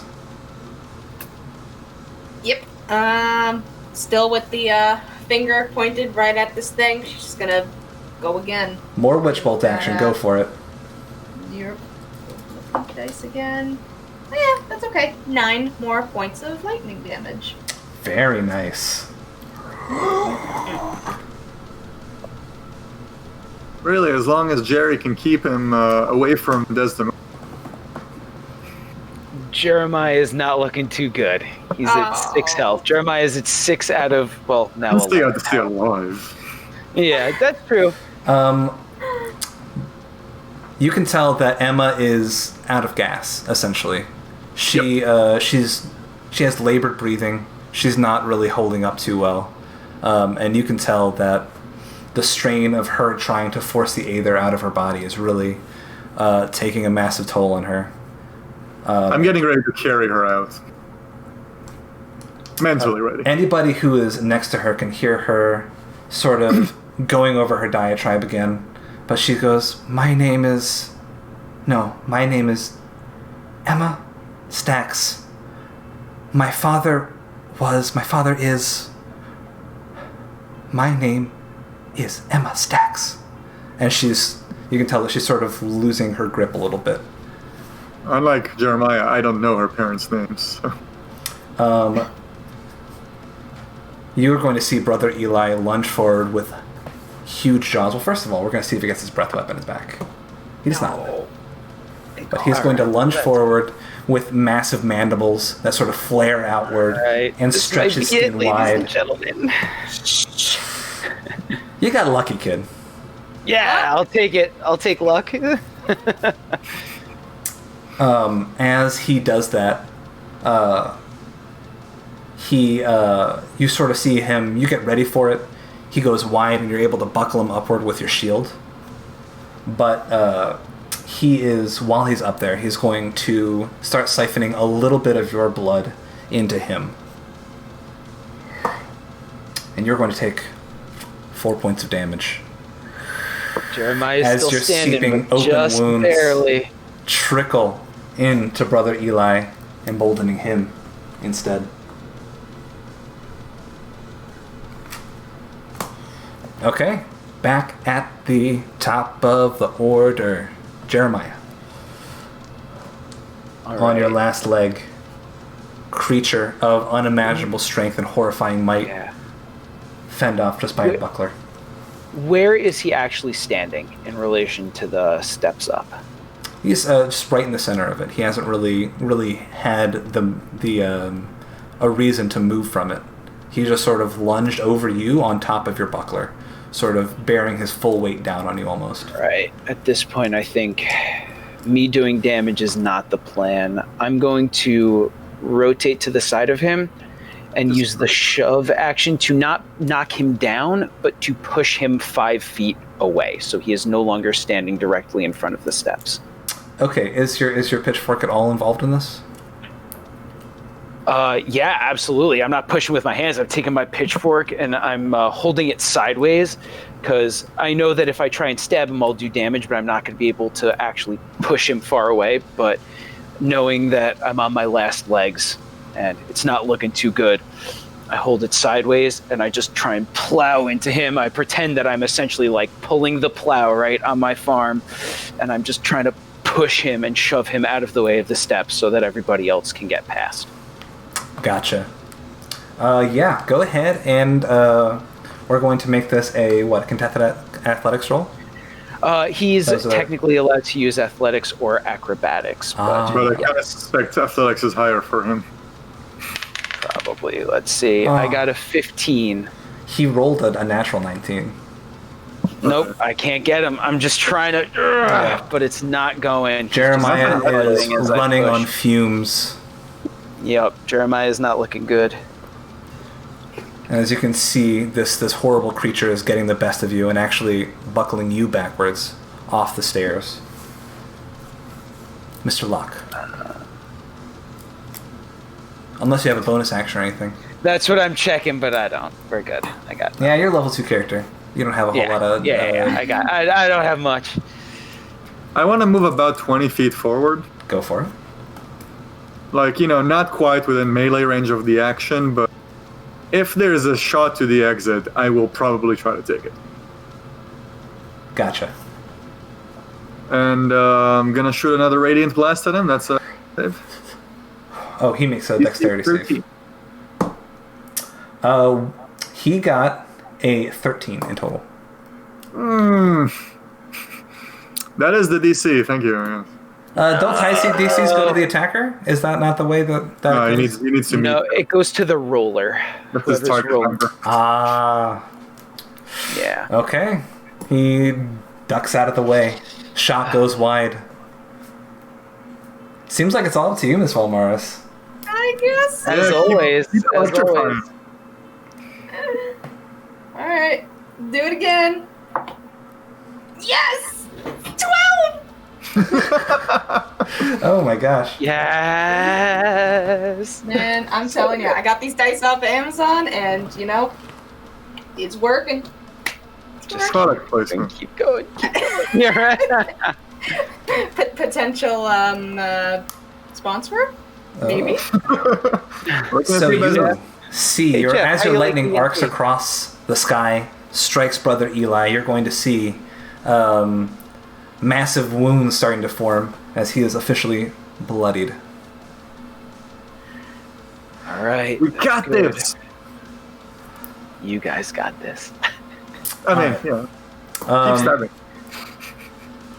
Emma is prepared to use the very last of anything that she's got left. But she's got not the strength to move, barely the strength to act. She's going to hold an action if she needs to. And what that action is will be apparent soon enough. Real quick, who all is wounded? A little. Okay, good to know. I'm good. Brother Eli is, of course, going to, with massive jowls, try to kill Jeremiah. Let's go. Oh. That is going to be a 19 in total. That meets. That hits. That hits. Stop. Okay, let me find... You shouldn't be able to one-shot me. death So saves. it's gonna be death saves. Oh, hold on, no, because you. Oh, sorry, Feel. real quick. When I see Emma, when I saw Emma like getting ready, I want to say, I wanted to, if possible, quickly ask her if the star would do her any good.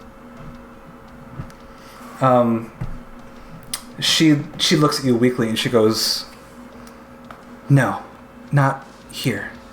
Okay, carry on. So as the jowls come down, Jeremiah, you again feel wrapped in ethereal energy. The jaws clamp down but cannot pierce through. As Emma falls to the ground, and she is beginning to make death saving throws.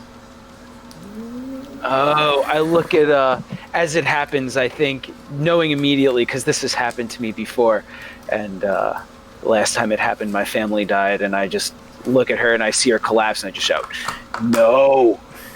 Jenna, no!" Or not Jenna, Emma, no!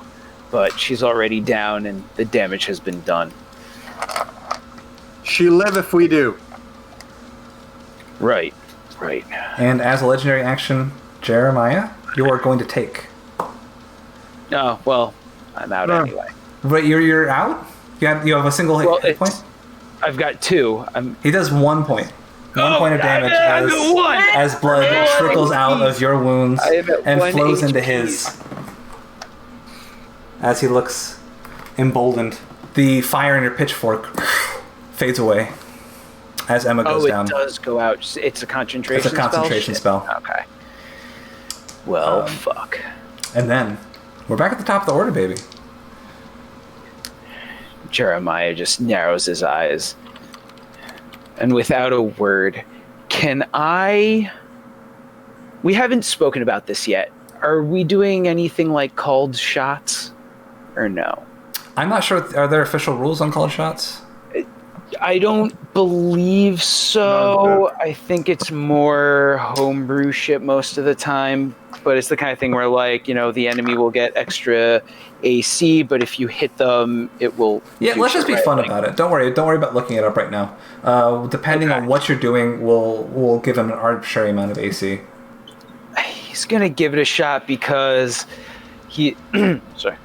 Yeah, I'm noticing that everything so far that's actually been dangerous from this fucker is coming from his mouth. And so I'm going to say... You liken yourself to a father, call yourself a brother. You're just a bully.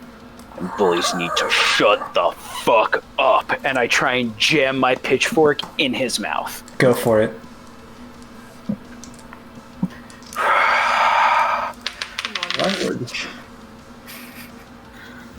Change those dice out, bro. For real. I don't have any other dice. Oh my god. That's all I got. Nope. All right, Jeremiah. Your hubris has cost you. Very dramatic. What hasn't? As you lunge forward with your pitchfork, bearing for his open. One. Not a natural one. No, it's not a natural one. I know it's not a natural one. Oh, okay. Sorry. But I'm giving you consequences for your role playing. Gotcha. No. That is fair. You dive in with the pitchfork. Yeah. As he deftly, swiftly moves his jowls out of the way and cracks it in half, leaving the pitchfork edge. Pitchy. And you've got nothing but a splintered edge spike in your hand. Little forker, no. Damn. And I think you just see a look on Jeremiah's face as he just sees the 2 pieces, and he just, this tracks. Oh. Go back. Professor Locke. Fuck. Alright, since I'm pretty nearby, can I say an obvious reaction, tossing a dagger at his feet? Tossing, like to Jeremiah? Yeah. Yeah, sure. You can skitter a dagger across the floor. Jeremiah, catch. You wouldn't if you want to, you can, but you would see that Jeremiah still has his hand axes. Oh, he has hand axes. Okay. Cool. In that case... Assuming we got all of our stuff back, I got... Yeah, you got all your stuff back. Oh, you threw one of them is currently in the door. Yeah, you have one hand axe. One of them's in the door. I've got one hand axe. Dagger would be fine then, because they're both light weapons. Oh, but you have a shield on. At this point, I don't know if it's going to... Okay, whatever you want to do. Sorry. Alright, so, I'm going to try again. Go for it. The radiant shot is best chance I have, and I think it's probably even more accurate than my other shots. Sorry, he's rolling really well. That's not what you were supposed to... Think of the drama, Alex. I know. Did you have any minor action healing, buddy? Not anymore. Yep, your shot goes wide as he rolls out of the way and starts lunging forward once again. Ms. Valmaris. Keep on keeping on. Pitch bolt, so good. MVP Right? spell right now. Well, unfortunately, not a whole lot. Just 4 lightning damage. 4 lightning damage. It's something, though. It's something. damage. 4 is better than none. It's not necessarily stronger than Eldritch Blast, but it is a lot more consistent than anything I'm doing. That's the best part about it. Emma's first death save Oh no. is a pass. Yay! All right. With his jaws lunging forward, he is going to. That is going to be once again a 19. God damn it. Yep, that hits. I'm down. Just for consistency's sake, it is going to do 11 damage. Oof. All right. Quick question. The necrotic damage he did, that does not reduce my maximum hit points. It's just not healable damage, correct? I don't know how that works with. Is there a difference? Yes, because reducing maximum hit points makes me more likely to be actually one shot. He'd still technically be 1 damage off, but if it's just damage that can't, we'll worry about it later because it's not going to come into. Okay. It's not gonna, So so I am officially at 0 and making death saves. Yay. All right. We got this. We got this. We really Jeremiah drop. And then once again, a small trickle of blood is going to come out of Professor Locke as the only other wounded. Just 1 point of damage. Take 1 point of damage as blood flows from you into Brother Eli. Probably from my cheek, to be honest. Yeah, where that big juicy ring got you. Okay, and then we are at the top of the order with a death save. Right. Let's see. 16. Yay. All right, mark a pass. Statistically, that's very good for us. I Mathematically speaking. Would have been nice if you got that for on like a damage roll, but Honestly, I don't mind that so much. Professor Locke. All right.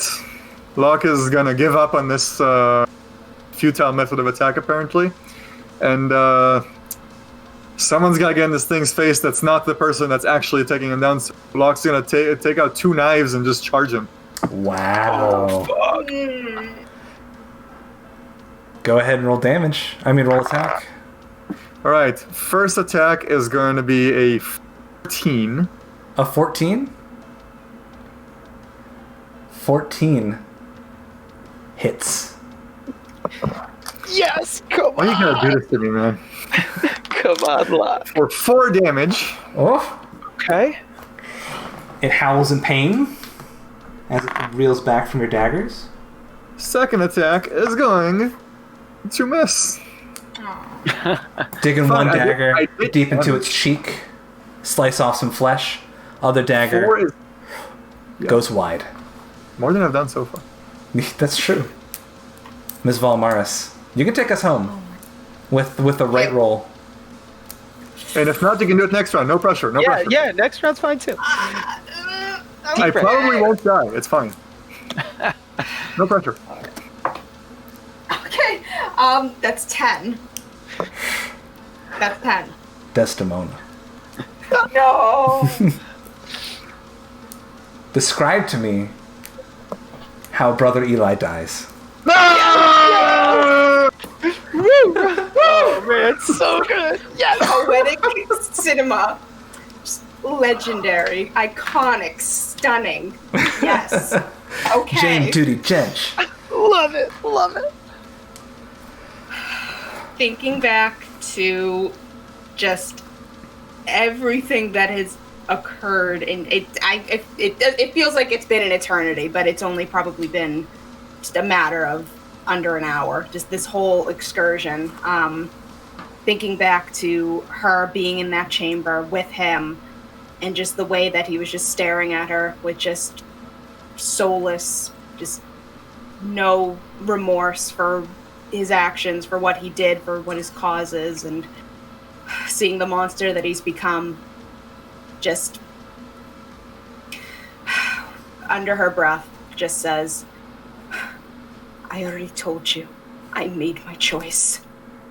And just fire off that last bit of the, with a twinge of recognition, he's going to just look at you and to give you like a guttural as that final arc of lightning swirls through the air, bounces off his jaws, goes deep into his insides, and he shudders from within and explodes outward and stumbles forward, dead in front of Avery Locke. I did it.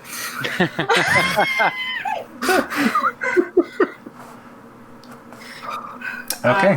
I'll get Jeremiah.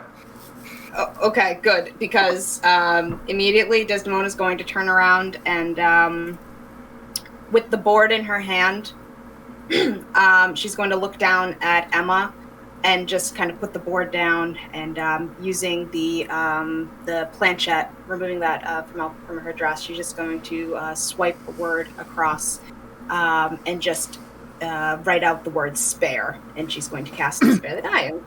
Nice. That's amazing. I love that. That is a spell. Yes. That exists. You see Evangeline sort of mournfully walk over to Emma, dip down, and sort of just like lovingly stroke her cheek. And she's going to fade into the sky as you see Emma on the ground take a sharp breath. You're back with us. It's all right. You did so great. She looks at you and she goes, Jeremiah? I Where can use help is here. Jeremiah? Just catch your breath and get on your feet. I'll be back. Slapping him isn't helping. So unless we have anything else, we're going to I have figure to... she can come over and spare the dying here too. Is that a cantrip? Yeah, no, it is a cantrip. Oh my god. Yep, so she's going I mean, it's not the strongest cantrip in the world, but man, it's really good in this one specific scenario. I mean, Right? some cantrips are Eldritch Blast, some are Spare the Dying. Right. So she's going to do the same thing, write out the word spare, and put a hand on And Jeremiah. the same thing happens. Jeremiah, Am I you can unconscious or conscious? You're conscious enough to roleplay. Okay. You can stumble, you can walk. We'll treat this as if you're at Emma one. first. Or if combat starts to collapses. Leave me. Get Emma. Leave me. Emma's safe, let's go. We need you. Right. Let me just get my... Fuck. Let's go. He just like looks at the pieces of his pitchfork and just drops them on the ground. I yanked the axe out of the door and hand it and like thrust it into his hand. Thank you. I take it and barrel through the door. This is a great opportunity for us to explain our custom death saving throws and death rolls. Yes, it is. So, until Emma and Jeremiah get a short rest, their death saving throw limit is down to 2. Meaning they only have to make 2 fails to die permanently, while still needing to make 3 saves to resurrect, or to not die, to stabilize. Since you went down, since your HP dipped to 0, you're going to suffer a egregious wound. Ooh, okay. So, do we remember, what was the thing that killed you? Was it a bite? It was... I believe it was the bite. Yeah. Yeah, No, it it was... No, it was the bite. Yes, it was the bite. It was almost- definitely the bite. Yeah. It almost one-shot you. So...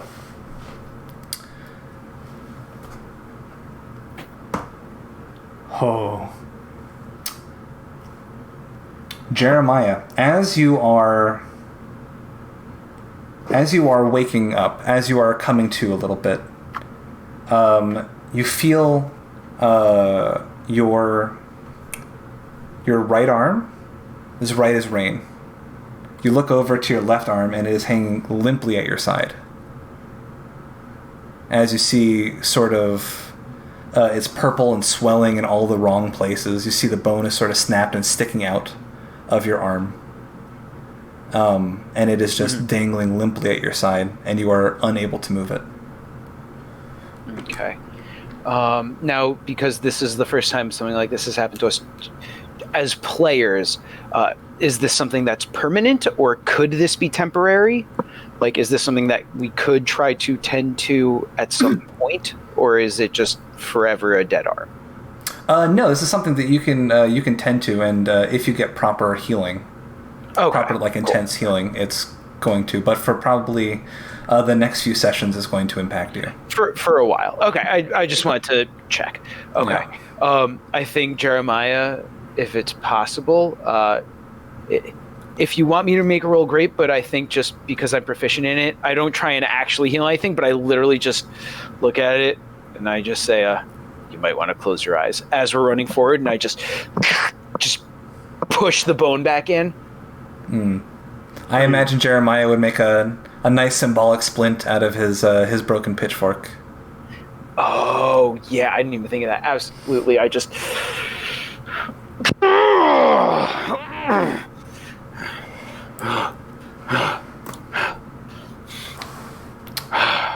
And then we're doing anything for you.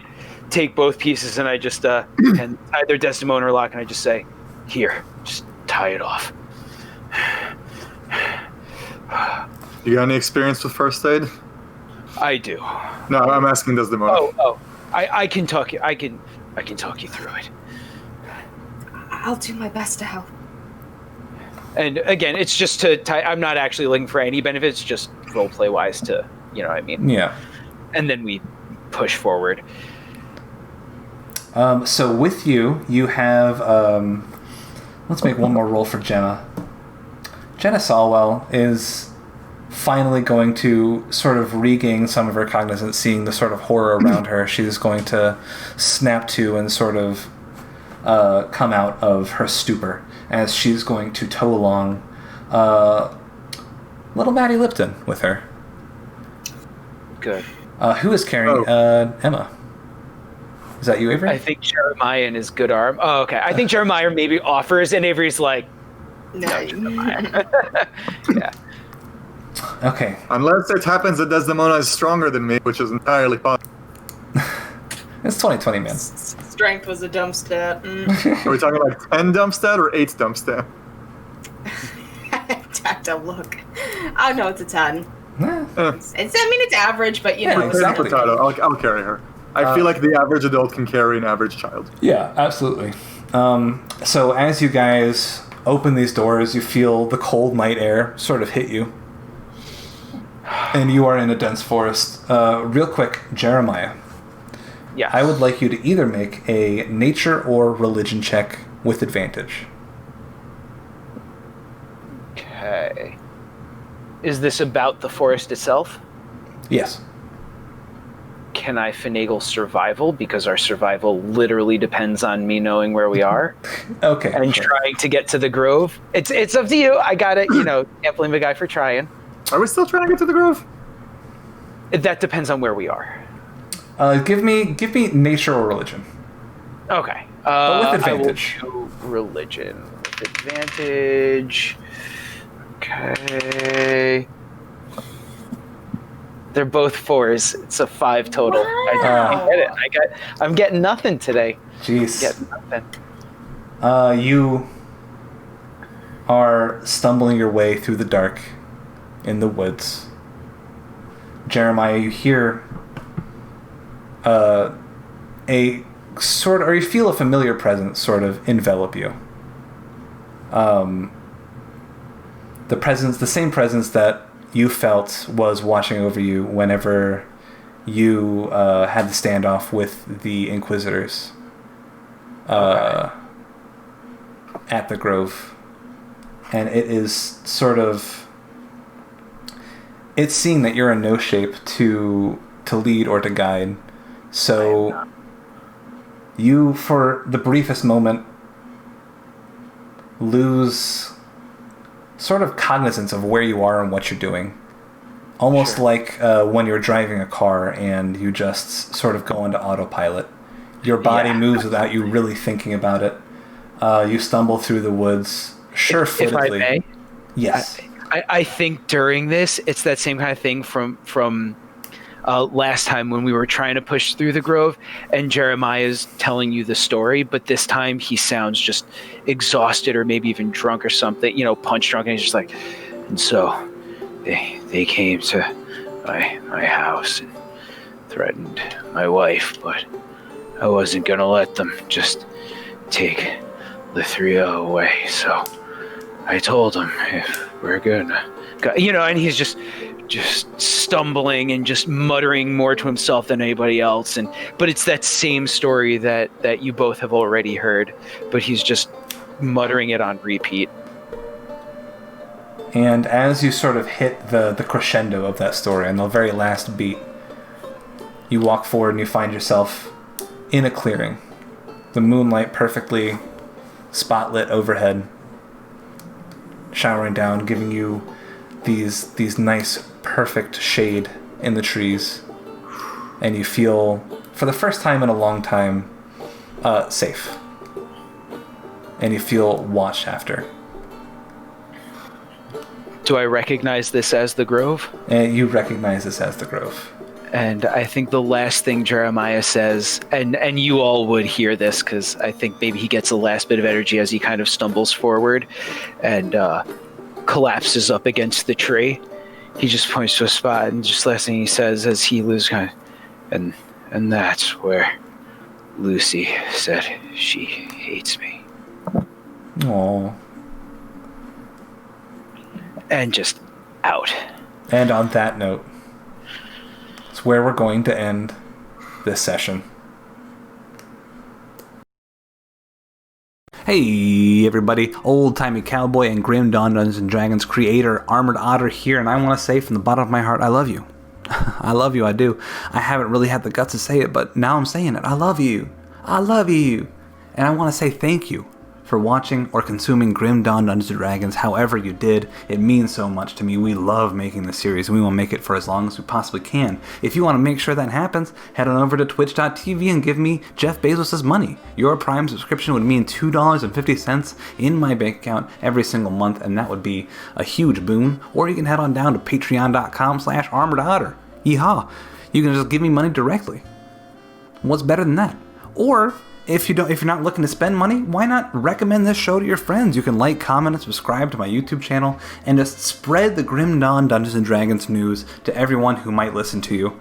Of course, I also want to thank other people who make this show possible, namely Hijinks the Mule. You can check him out at twitch.tv/Hijinks the Mule. He does excellent Dungeons & Dragons live streams. They are so much fun and they're so interactive. You gotta check them out. Or I would also love for you to check out Nebula Orionis, who supplied us with some of the music in this vodcast. He makes wonderful Grim Dawn themed metal music. It blows my mind, it gets my heart racing, and it makes me feel creative and alive. So definitely check those people out, and definitely thank yourself for me for consuming this product. Again, I love you, I need you, and I want to hold you close. Thank you all.